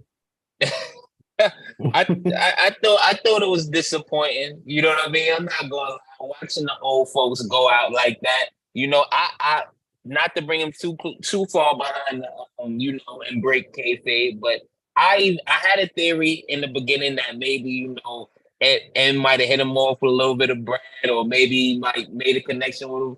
But Jaws made a good point that that's probably wasn't the case. He just folded, bro. So I was disappointed, to be honest. Like, the Melle Mel, it's not like he got super disrespectful in the diss. It was on some hip hop shit. You know what I mean? It was nothing that M was gonna have a bad day about. You know what I mean? And end up, losing sleep over. So it's not nothing he needed to apologize for, bro. Like, even the shit that he said in the original Art of Dialogue clip that niggas got upset about. It's like, yo, that's nothing that Eminem hasn't said about himself and that 1,000 other people had said about him. So I was disappointed that Melle folded. You know what I mean? I was hoping we got, a little something, if not dishes, at least stand on your own too. Maybe another Art of Dialogue interview, So Melle, just disappointed, bro. Went out kind of crazy. You know what? There's people in the chat, and it's been a thought that what Melly's apology was in fact fake. You know what I mean? That someone else or an assistant might have written that for him, and that those weren't his words. So now that we got Sincere back logged in, you were trying. I think you were alluding to that in some kind of way. So let's get back to your take, bro. Yeah, man. I don't know when y'all lost me. But yeah, that shit did not look like he wrote that in like a single word of that. I don't know where that came from, but it wasn't from him. And then I don't know how many days later, like the shit went down, like it was a day or 2 days later, he ended up deleting it. It's just the whole thing is super weird. I said it from the beginning. None of this should have happened. Like we should be looking at how not, and I know there's more of a connection there. There's a Queens connection between Nas and MC Shan. But we should be looking at how MC Shan was talking crazy about Nas, talking greasy. Nas reached out. They worked it out. They dapping it up. They taking flicks together now. You know what I mean? And it's all peace because, it's hip hop 50. We shouldn't be doing this. But like, the way this whole shit went down and it just keeps getting weirder. Like, this shit is crazy, man. I wish none of this had happened. But what I will say is if once Melle Mel jumped out the window that way, he should have stood 10 toes down wherever it is that he landed. So that apology was crazy to me. Let's say for the sake of argument, right? People saying it's fake. It came from his Instagram, gang. So you mean to tell me that someone felt so bad about what happened in that verse that they felt the need to log into Melle Mel's Instagram and apologize on his behalf, like essentially saying, throw the damn towel? Like either way, the song got deleted off of YouTube, his YouTube. The apology was posted, even though it was eventually taken down less than 24 hours after it was posted. The song is gone. At the end of the day, Hip Hop 50 weekend, you talk so much shit about him. You talk big shit, in fact, about him. For you to put that diss record out and get unanimously roasted by hip hop culture, new and old abroad, you need to apologize. You know what I'm saying? Like, because what did you really think was gonna happen? Like, here's the thing. Last week we had a lot of tomatoes thrown at us when we talked about Eminem, from Eminem fans, not from the regular rap roundtable watchers. Because again, I clicked on all of their profiles and there was a lot of white people that pulled in who never watched the show, who came to defend Eminem. But with Melle Mel really had or anime avatars. Yeah, shout out to the anime people. Hip hop overall does not hate Eminem. Shit, we don't hate Eminem. We hate how he's portrayed as some kind of a GOAT because he sold the most. But in reality, there's things about his resume that we feel, as an opinion of rap fans, that are lacking. We think there was guys who were just as lyrical who didn't get that light because they were black. We felt that his career over the long term kind of eroded as far as his album making ability. So he might have sold the most, but the music isn't there. Notice that when it comes down to rap, it's about music. So M's musical career, outside of maybe the first 4 years where he was really an animal and the album spoke to that, it's just not there, right? But Melle Mel must have thought that everybody that was black hated Eminem and they would stand next to him. Nah, boy, that's not the case here. That's not the case. Especially when you put if Game would have put out a diss that was fire against M, even niggas who don't like Game would have looked like, oh shit, like Game got something there. We would have all looked to see what would happen. But OG Mel, you failed, bro. On hip hop, you couldn't wait till today to put that apology out. On a weekend of Hip Hop 50, you put that out. Come on, fam. I'm disgusted. Disappointed. Yo, can we talk about something real quick? Hip Hop 50 weekend passed. We was at Yankee Stadium, and I didn't hear not one Eminem song. Is Massacre racist according to the Eminem fans? Listen, they played everybody, right? Damn, did y'all hear that? Even on a DJ set? Can we talk about that? DJ sets outside in the cars, the beat, the motherfuckers was freestyling outside to different beats. Nothing. Was it right? The event was very hip hop. Very. I didn't hear that. I didn't hear that, lose yourself, like, bro. Yeah, so like I wish people out there would understand that we're not pulling this out of our ass. We're not making this shit up. Like when we go outside, there's we hear everybody. You know what I mean? We definitely hear Jay, we definitely hear Nas, we definitely hear Big, we hear Snoop, we hear Q. I've been hearing Cube like crazy lately. Like we hear all the GOATs. I don't ever hear Eminem really playing unless it's like like a random like dive bar or something like that. You know what I mean? Like I don't see it at the mall, at the dive bar, on the pop radio stations. You hear M. Yo. Matter of fact, again, Yankee Stadium. Even in the cars outside the stadium, didn't hear no M. Shit. When we go to the spot, and some nice looking harlot is trying to dance on you, and she getting jiggy, and she think you attractive. You don't hear real Slim Shady in the background. You know what I'm saying? If you those girls go around the outside, all my New York niggas in his chat, you're not gonna hear that. You went to the club, you went to the lounge that's cosplaying as the club. Have you ever heard that music play? Again, we just asking the question because again, these people here, what they call us hoodlums and hoodlums and thugs. That's what they call us in the chat. They call us that in the comment section. But it's like, imagine on a rap podcast. Come on, bro. When people say they don't hear M in certain areas, it's not because they think M is whack. It's because in their personal experience of going outside, they don't hear his music played on black radio, in black events, Hip Hop 50 at Yankee Stadium, no M. At the club, you get in your dub on with a nice looking woman, no M. So who's supporting this artist if it's not us?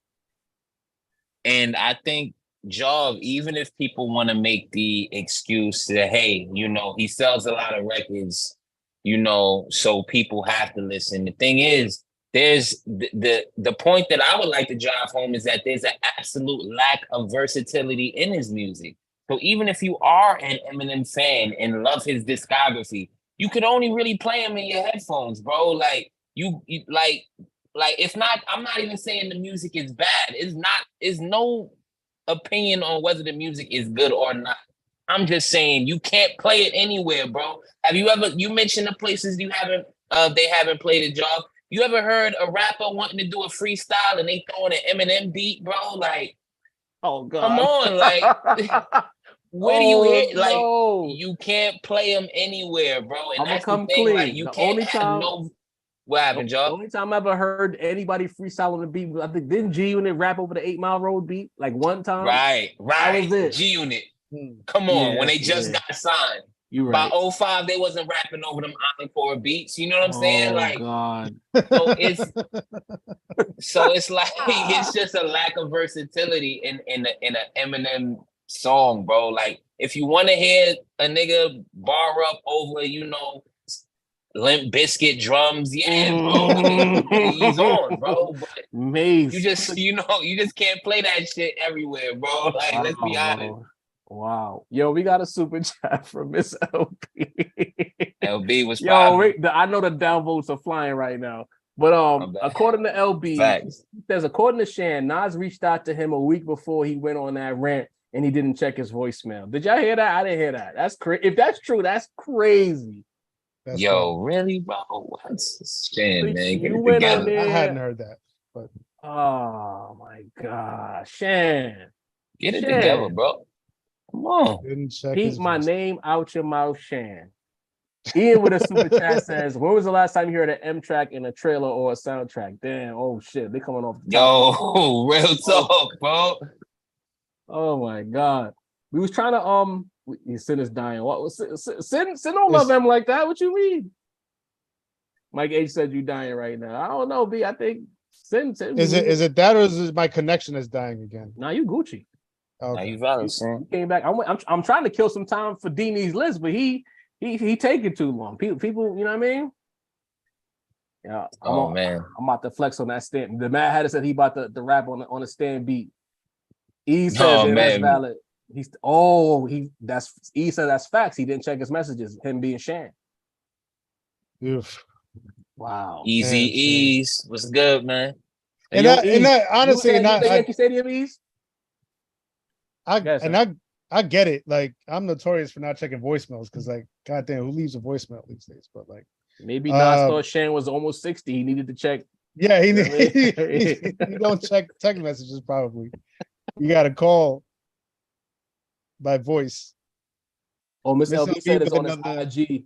It's on his IG. He did 3 vids of an apology tour.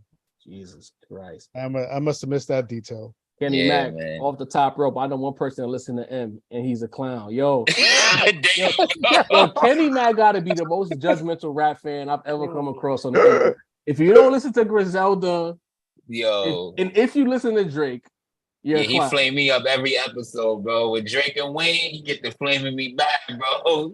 Yo, send me. He start listening to M though. I don't get the emojis. Idle Gray said you got to go back 15 years for a dope M track. There you go. That's facts, man. You might have to see how long 15 years ago and notice that that's incorrect, bro. Yeah. More like 18, bro. Like, yo, Dini, turn your phone sideways, bro. All right, so we got Dini on location. You know what I mean? He on the streets, but real quick, this is our last segment of the night. We appreciate y'all taking that ride with us. I love the energy in the chat. Yeah, y'all brought the energy on this good Monday night. You know what I mean? But earlier this year, Dini had an idea. He was like, we've been doing a rap roundtable for a minute, and we should do something that commemorates hip hop 50. So the whole concept, big facts. So the whole concept behind it was, in fact, I'm gonna stop talking. Dini, let people know what your idea was for this segment that we have here. Salute to the gang. Yeah, salute to the gang. I'm outside in these streets, man. New York City, you know what the fuck it is? You know what I'm saying? Right. So my idea basically was for the gang was, you see everybody's putting together these lists, you know what I'm saying? These real janky lists. I was like, we should have something like that, but we're going to flip it. It ain't going to be janky. What our list is basically the albums that made us love hip hop or fall back in love with it. You know what I'm saying? Like, not to say you fell out of love with it, but there's that album that just makes you go, whoa, whoa, whoa. We on something different out here. So this is what we got for y'all. We got 50 joints that basically touched our hearts that we want to give to y'all. You know what I'm saying? You know what I mean? And again, this is not from 50 to 1. It's not a list in order. It's just 50 albums that help build the that table. That affected us. Yeah, facts. That touched us. Great albums. You know what I mean? So let's you might think they 2 out of 5, but we just like them a lot. Yeah. Kenny Mac, don't get upset. So let's get that. Let's get those albums up there. Let's talk about a couple of them before we get up out of here and let people get on with the rest of their Monday night. All right, let me share the screen. Hold on. You know what I mean, you got the screen sharing about to come up in a second. And in the meantime, chat, tell us some of the albums that made y'all fall in love with hip hop, or if y'all fell out of love at a certain point that brought y'all back in as well. If y'all don't want to put it in the chat, put it in the comments. We'll read them off on the next mailbag. All right. Yeah, it's coming right now. Pause. Hey, albums that built the table. Y'all can see it? Yes, yeah, it's Gucci. You can see it. It's up there. Be valid. There we go. Starting off with it, Nas, it was written. Basketball season. Obviously. Let's go. And it wouldn't be the Rap Round Table if we didn't have Nas and Jay-Z. Y'all know how we do. 96 was a very important year. Heavy. 1996 was so heavy, bro. No year in particular, just albums, Curtis Black. Yeah. Yeah, no. Just random order. Yeah. Mobb Deep, the infamous. Yes, sir. Right there. Love, you know what I mean? Streets was super influential on us. Yes, Future DS2. Somebody talk about this. For Dini?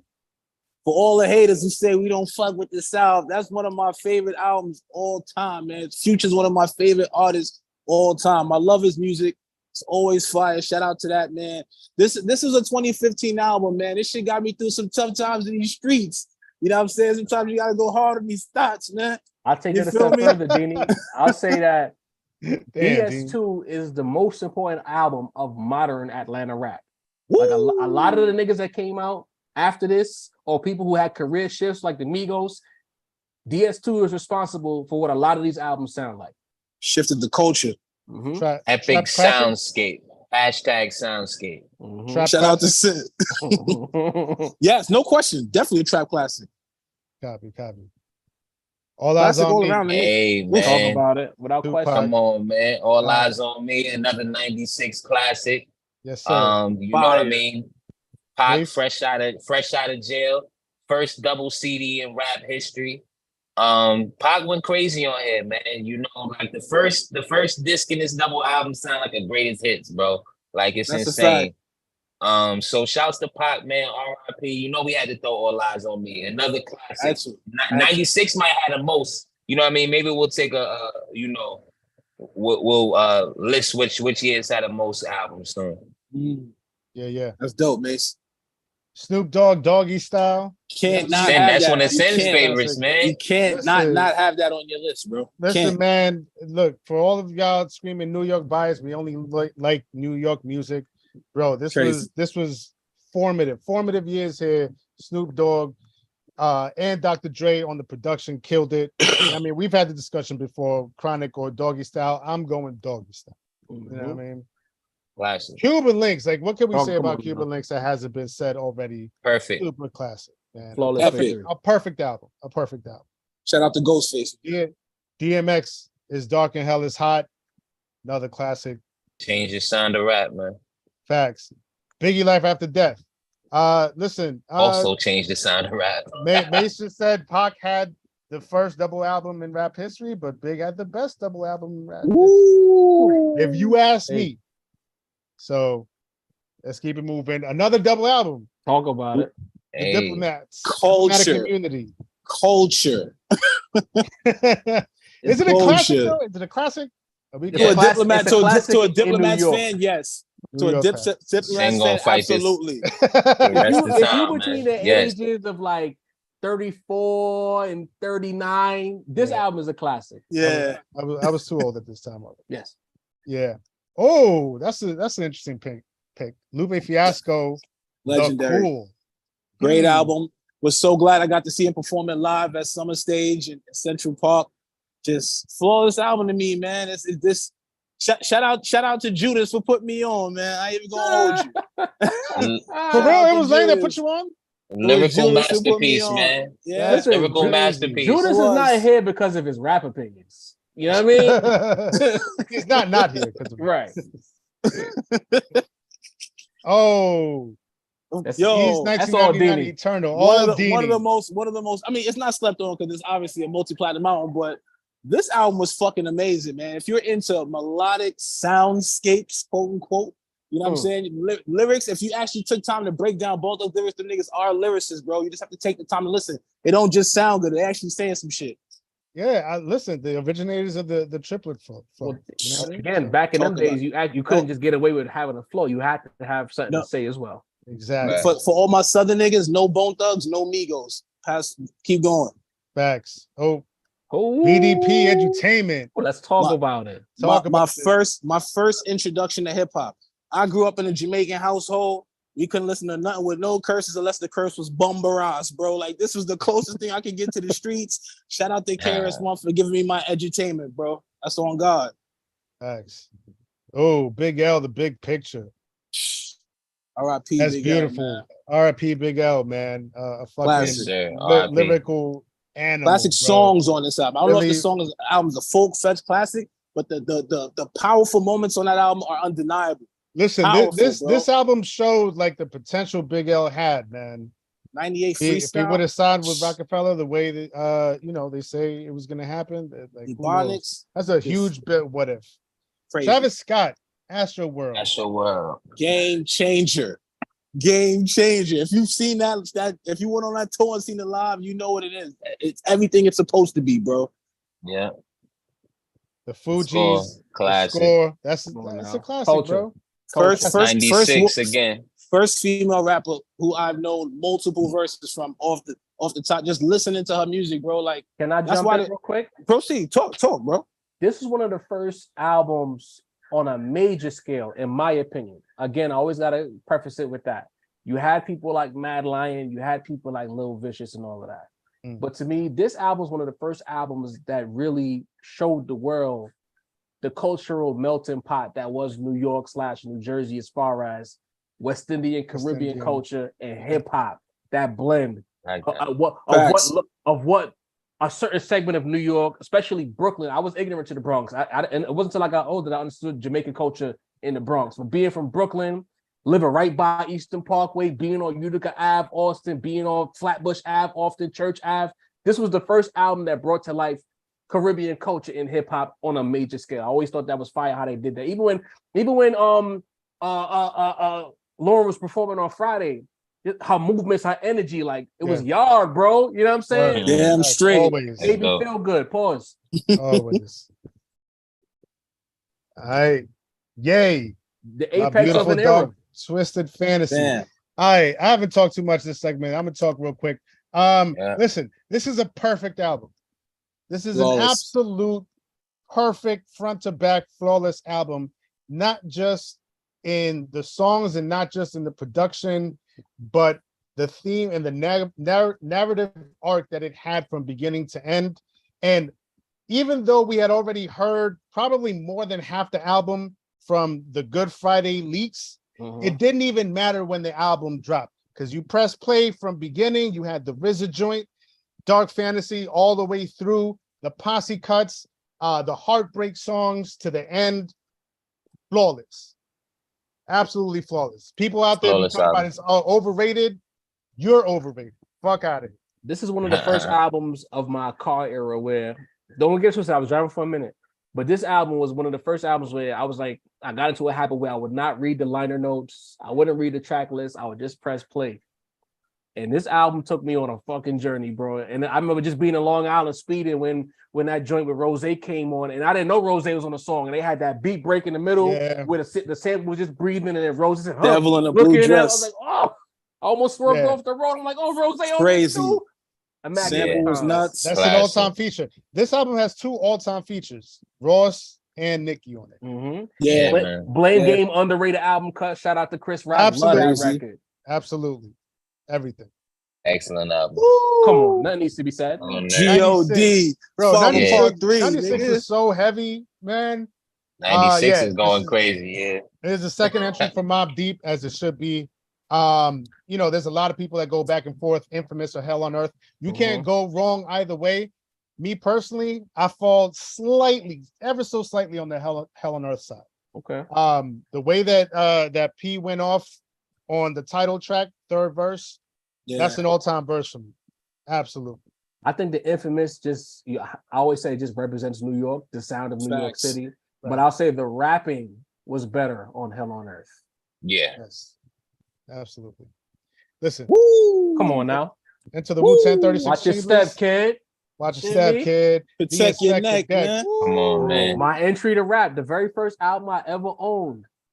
Wu-Tang Clan, Into the Wu-Tang, 36 Chambers, bro. Like, just being a little kid, loving them Channel 5, Fox 5 martial arts movies, and then I'm hearing some producer blending in these sound effects. Crazy. With rap. I mean, I grew up in the New Jack Swing era, and I heard different kinds of rap, but I never heard niggas rapping how Wu was rapping on Protect Your Neck.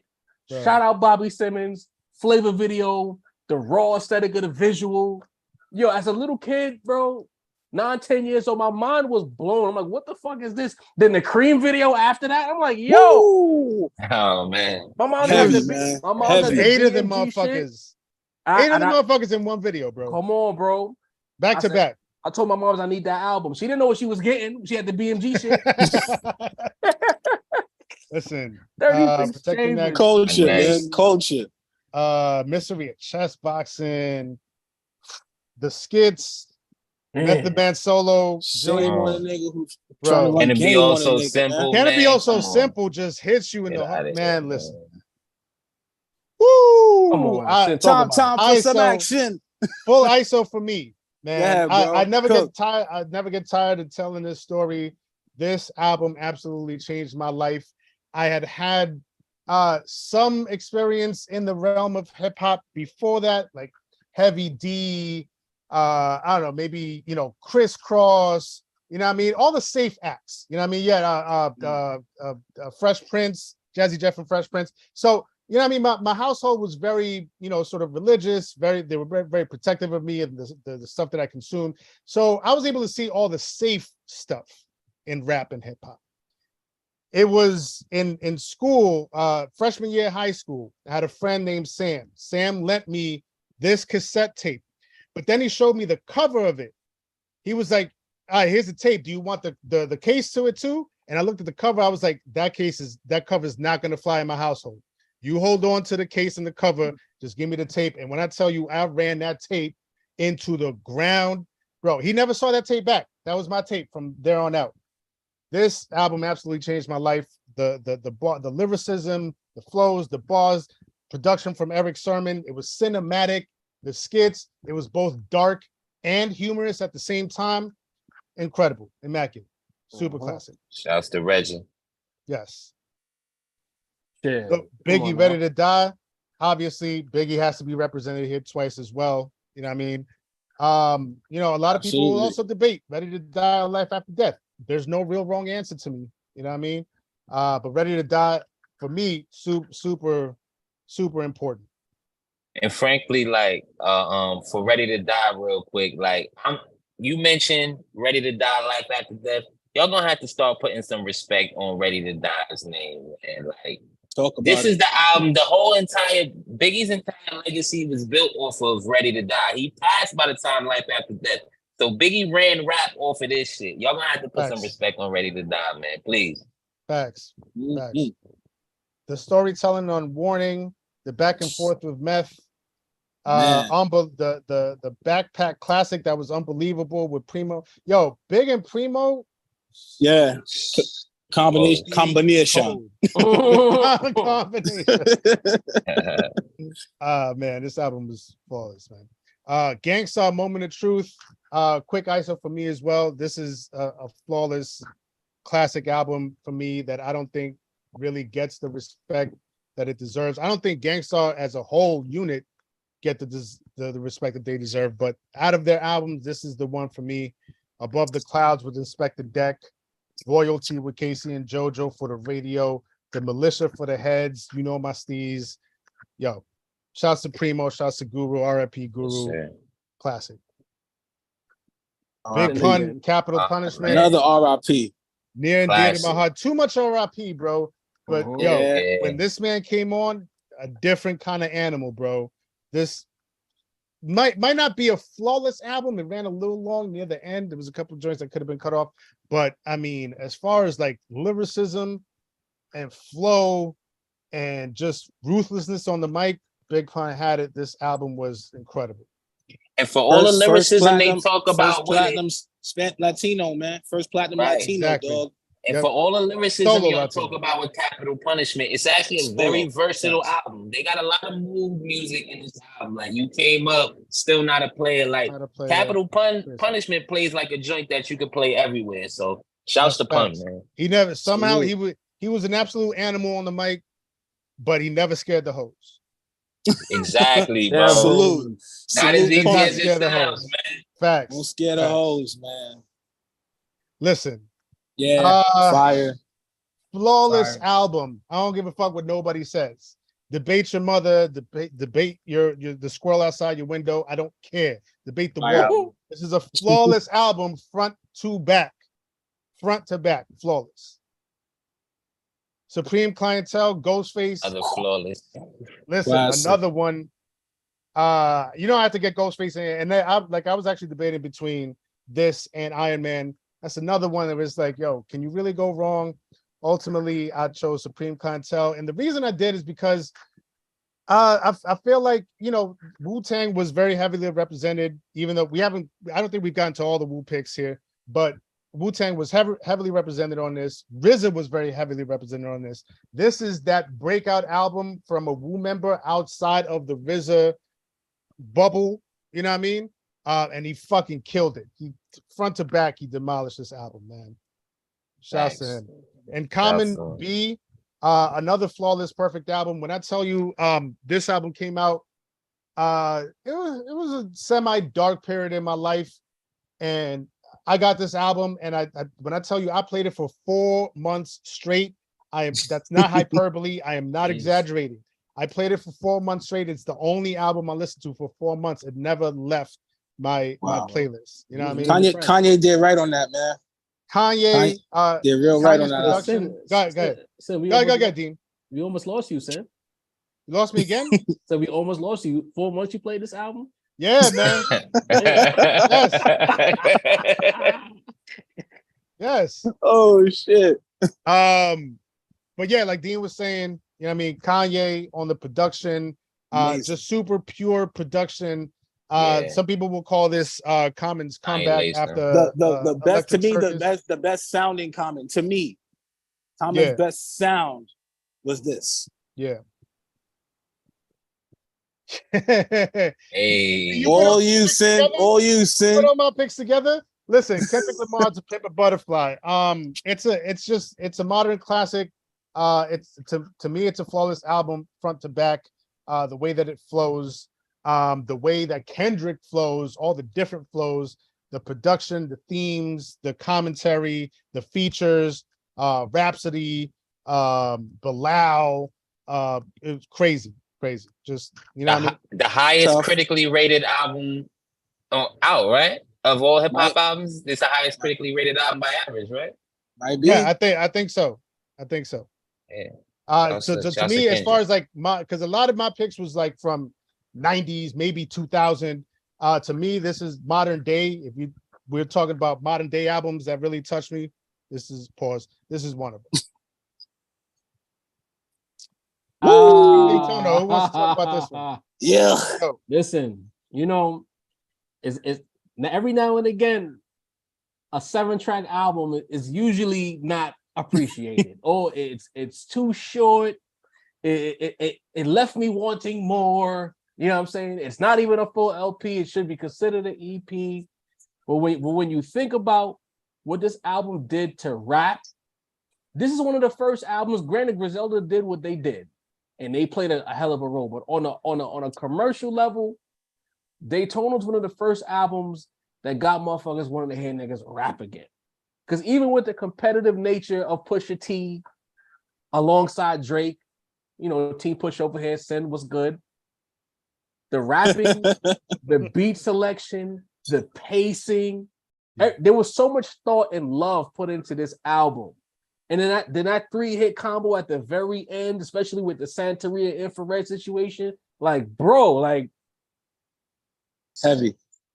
This is the best 7-track album of all time. I'm putting it on wax. Yeah. Classic album. Tough album. Woo! Dre did it. 2001. Yeah, man. What would Meek do? Forgot about that one. Nigga. Yeah, son. Joints. We on to the next one though. Yeah. Dr. Dre 2001 classic. I mean, what else is there to say that hasn't been said about this album? I don't know. I don't know who's gonna notice that a certain other album by Dr. Dre wasn't on here, but 2001 is. Yeah. Take that for what it is. Or 50 albums, guys. Ooh. Now, makes you want this one, or you want me to take this one? Nah, cook, bro. This is culture right here. So, I'm gonna go back in time real quick. I won't keep y'all too long, but we know what happened with Rose with the whole he was a CO situation. And as much as people pretend like it didn't happen in real time, he took a big Q rating hit, and then Diddy stood next to him, and I never forget it. It was a World Star video. He did a little situation for that song called White Sand. Go look it up if you don't believe me. It's probably still on YouTube. He got next to Puff, did that White Sand joint, and then Hov and him was running around in situations. But then Teflon Don drops, right? And I went into that album with no expectations because fair is fair. When Rose came out calling himself the boss, who does this guy think he is? I didn't buy it. Then I heard the first Maybach music song. I fuck what Hov was talking about. Just the sonics. A guy in Florida. Rhyming like he from the East Coast, speaking beats like an East Coast nigga. I was sold. Crazy. And then he tripled down on it with Teflon Don. There's nothing Southern about Teflon Don. This is a New York sounding album with heavy New York features. Maybach 3, Freemason, Live Fast or Die Young. My God, when I tell you, he was part of the Kanye sessions out in fucking Hawaii. You could tell by some of the beats that were chosen. Fam. Shout out to Lex Luger, man. That's when he's at his superpowers. Take a ride with me. Fam, if there's a Rose album that you need to listen to that you feel like if the aliens came in and said we need one Rick Ross album, it's Teflon Don. 5 out of 5. 5 mics. Don't argue with me. Don't argue with nobody. 5 mic album. Be mad at Ross, Luke. He the one who threw Styles P on his record instead of you, bro. Styles P bodied it. Cooked it. I'm just saying, you know what I mean? He be reaching out to the Florida rappers according to Luke, man. Oh, my fault. To the kilograms, nigga. Aston Martin music, come on, bro. Yeah, crazy album. Freemason, whole body died. I'm still going. I'm sorry. All right. On to the next slide. Me Against the World, man. Another classic. Album came out when Pac was locked up. This is one that he recorded when he was going through a lot of the above the rim shit, a lot of the legal shit, all of that going on. But really a great album, tells a story. You know, Pac really, this is his East Coast sounding album. A lot of Easy Mo B on here. You know what I'm saying? This is the album that, like, when, you know, Old School is on here, where he pay homage to Rakim and Kane and Slick Rick and everybody. Just a great album, great opener. You got multiple classics on here. Death Around the Corner, So Many Tears, Dear Mama, like, just a super classic album. And for me, this is actually Pac's best album over All Eyes on Me. I was gonna ask you too. Nah, this the best. This the one right here. This the one. What about this one? 50 Cent. Get Rich or Die Trying, man. Like, didn't J. Cole just call this shit better than Thriller? You know what I mean? Right, bro. Like, listen, when this shit drop, he's right. He might be right, bro. Listen, man. When this shit dropped, you heard every song. Like, if this came out in the streaming era, this would have been one of them shits where every song like streamed 100 million times. You heard this shit all summer. I saw somebody say this was like the East Coast answer to All Eyes on Me. I can see somebody saying that because the album sounded expensive. Everyone went hard on the features. You know what I mean? You had the whole West Coast guy producing an East Coast lyricist with a Southern like voice. You know what I mean? It's like a versatile sounding album. So 50 still selling out tours 20 years later to this shit. That lets you know everything you need to know about Get Rich, man. Crazy. Yeah. Let's speed this up a little bit because I'm feeling like, 2 a.m. at Yankee Stadium right now. Yeah, man. Let's go. Let's go. It's like, I love it, but it's late. I threw that up there. Drake's, rap album. I love that album, man. This is the most important Drake album of all time. Yeah. Quentin Miller and all, the most important album. Mm-hmm.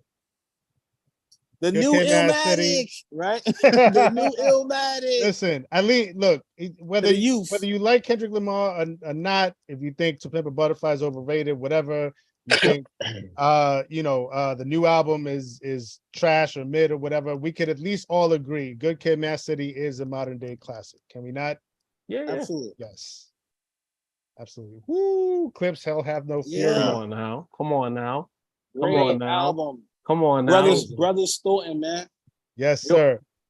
This might be, real quick, Sam, before you move on, this might be the best front to back produced Neptune's album ever made. Yeah. Yeah, possibly. I mean, Lord Willing is right there. I think Hell Have No Fury. I think that's right there. Peak of the power shit. Yeah. Big drug talking this shit, man. Heavy. Bar wise and energy wise, this guy. Mm-hmm. Nas Stillmatic. What a time to be alive. Listen, man. Classic, man. Culture. This was Mace's. You say it all the time. Your introduction to Nas, right? Yeah, man. Like after it was written. After all this was the album where I became a Nas fan. You know what I mean? Watching the One Mic video, pause. You know what I mean?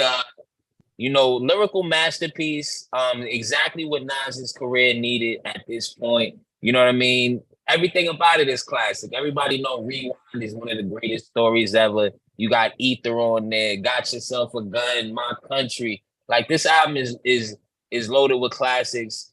And really, just like Job said, what a time to be alive. This and Blueprint coming out months apart. Will we ever see that again? I'm not sure. Revitalized his career off this album, bro. Danny, I'm a little mad at you in the notable tracks.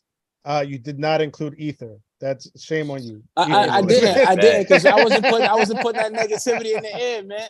It's a beautiful list. It's a beautiful list, man. I feel you. It should have been in there.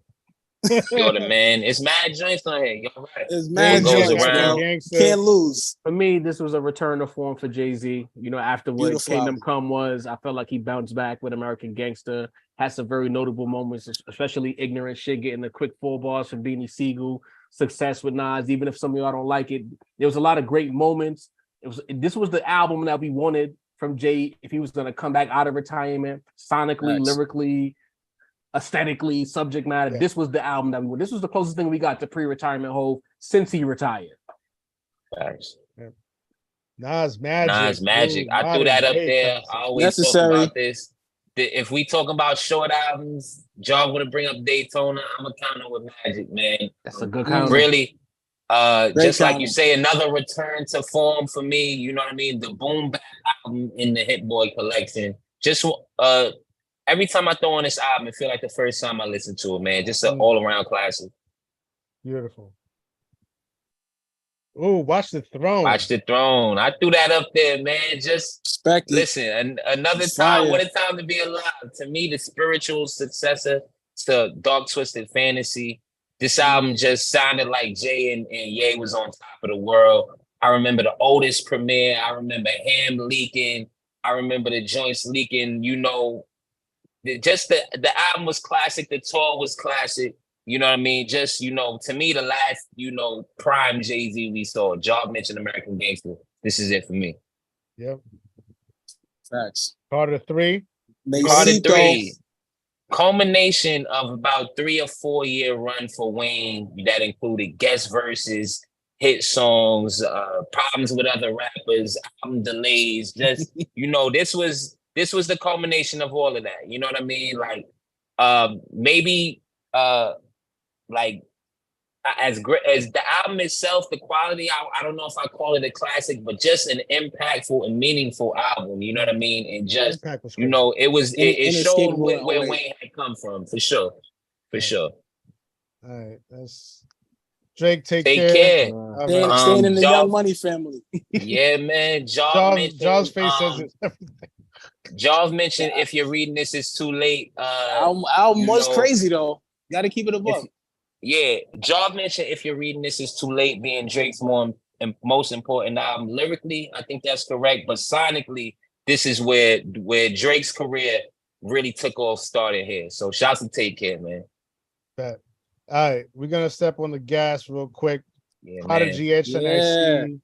Classic.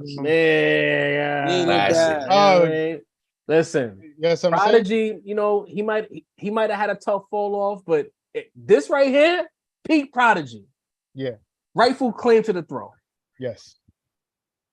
This is interesting to me. I wanted to put more hits on this, but I couldn't find them, bro. You put question marks? Oh, my bad. Yeah, I picked that out. That was me who picked this out. Every slot had question marks. I fell them in after that. I just couldn't find the extra 2 for those. Yeah, it's job right here. Basically, I just like Snoop's return to form. Like I felt like he was already in his Uncle Snoop bag, but getting with Goldie Loke and Trey D. And if I don't know if y'all heard this album, but if you front to back it, this is some great gangster West Coast rap music that niggas don't talk about. This I ain't gonna say it's flawless, but it's kind of up there. And Snoop getting around these niggas. If you haven't heard this album, the energy was right. Album. They say we biased, man. Right, exactly. G-Dep, shout out of the ghetto. A surprise listen. I got it for free on BMG. It was one of those things where you get the free album every month if you don't pick shit. I played it. I was like, he kind of hot. Niggas is Harlem shaking. But then when you listen to the album, them bad boy niggas lace G-Dep. Front to back, great sonics, great rapping, great features. Low-key, a underrated slept-on album. Say what you want about G-Dep. So I love G-Dep's style, man. Those 2 singles, bro, were game changers. That shit had the whole city Harlem shaking, bro. Yeah. Like on some real shit. Like fuck the Harlem shake. Listen to this album, bro. This shit got deaf, bro. Bro, Special Delivery remix.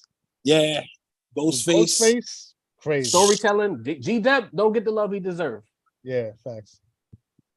The Black Album. I mean, bro. Can't go wrong. What's there to say about it? New York City, Hov with the trumpets out talking his shit, coming out the other side of the beef with the fake retirement, but the music was there, the music landed. I mean, it was like two tracks short of a classic, but nevertheless, I call this the true Blueprint trilogy. This was a great ender to that 3-album run from Blueprint 1, Blueprint 2 to Black Album. This was Jordan in '98. Yes. With the last shot. Return to form. Philadelphia Freeway. Honestly, the most underrated album joints of the Dynasty era. If you were really locked in the Freeway and you played this album, you know what I'm talking about. Damn near no skips.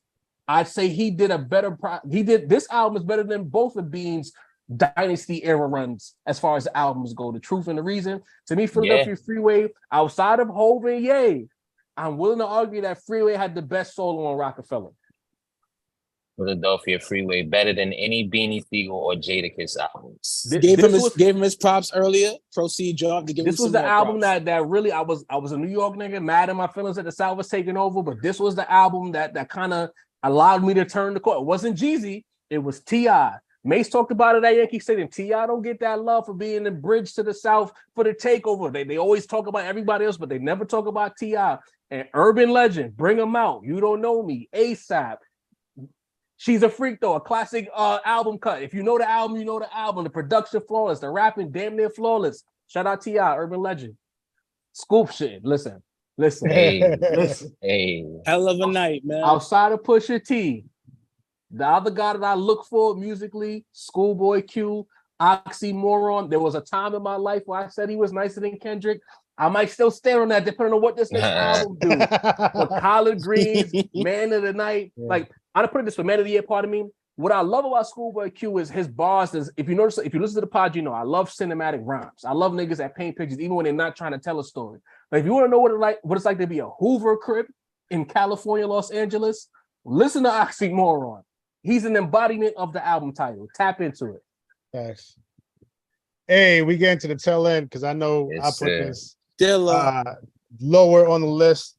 I didn't, you know what I mean? Like I felt like this was kind of a outlier because this is a purely instrumental album. But this is an absolute near and dear to my heart project, even though there's no rap on it. I heard this and I was like, I felt the love for beat making, and like this was very, very, this might have been even before I really started delving into making beats. So this was instrumental in even getting me to the point where I was like, yo, like, I want to make beats like this motherfucker make beats. I may not ever get to the point where I'm gonna be a J Dilla or as nice as J Dilla, but I was like, I heard the love for it, and like front to back is just like, so it's fucking pure. So like the legend goes that he was, you know, we all know that he passed away back in 2006. He was sick. He was in the hospital. He was making donuts while in this hospital bed. Just like they told, you know, he was like, he told his moms, bring the equipment. I'm gonna just make beats while, I mean, I'm here. What else am I gonna do? And so he crafted donuts out of just, you know, the love of making beats is like one of the last few things that he did. You know what I mean? Rest in peace to J Dilla, the great J Dilla. I love this. Yes, sir. And lastly, come on now. Boom. Here we go. What more needs to be said? Y'all know what it is. Y'all know what it is, man. The hip hop Bible, the rap Bible. Nas Illmatic. Yes, sir. Greatest album of all time, if you ask me. So I don't know what anybody else has to say about it. Hey, man, that's a mic drop right there. I already know that. Illmatic. That's hip hop's album. We got a couple of super chats to get to before we get out of here. I don't want them to feel like they were neglected. We have Jermaine L. Johnson says, the first time I heard Dirty Harriet, I was blown away at how hard Digger was spitting. I was raised in Texas, but at the moment I started loving East Coast hip hop sound and aesthetics. Shout out to you, my man, Jermaine L. Johnson. Yes, that's a great record to get your love. You know what I mean? Yeah, man. Joe Young with a super chat says, Hov and Nas are the best. Got to give Nas his flowers. He also says with another super chat, me personally, the Black album moved me a lot. Hey, listen, that's a low key. You know, we argue a lot about Hov's his catalog, but the Black album is a fire album. It just suffers from the narrative surrounding it as time has gone along, the retirement.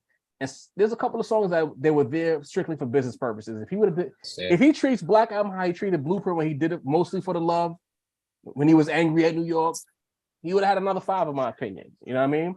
But we got one last super chat here from Uncle Frame being problematic. He says, did anybody ask Nas info if Jay was invited, or did she or she and her camp still in ether mode? Uncle Frame, chill out, bro. You know what I mean? We don't want man. That's it, man. No smoke, man. No smoke, man. You know what I mean? It's a little far, man. We keeping the peace over there. You know what I'm saying? Yes. Bad enough niggas don't want to be tagged on Twitter with us. You know what I mean? We don't want no problems. You know what I mean? But anyway, fellas, I think this was a hell of an episode, 2-hour run. Ian with another super chat. Love the list. Shout out to y'all. Ian, much love. Man. Appreciate it. Dini, we got you in the street live from New York City. Take us home, bro. You already know what it is, man. We the Rap Roundtable. Salute to all of y'all who tapping in. Yo, we got the website, roundtablemerch.com. Check us out. We got the hats. Hit the like button on the way out. Tap in. Shout out to Jav, the point guard, Sincere, the rap snob, Mace, the voice of the industry. I'm Dini, the balance of the force. And with our powers combined, we the Rap Roundtable, man. It's the lunch hour. It's the Monday Night Live. You dig? Fuck it, I'm outside. We live. It's all live.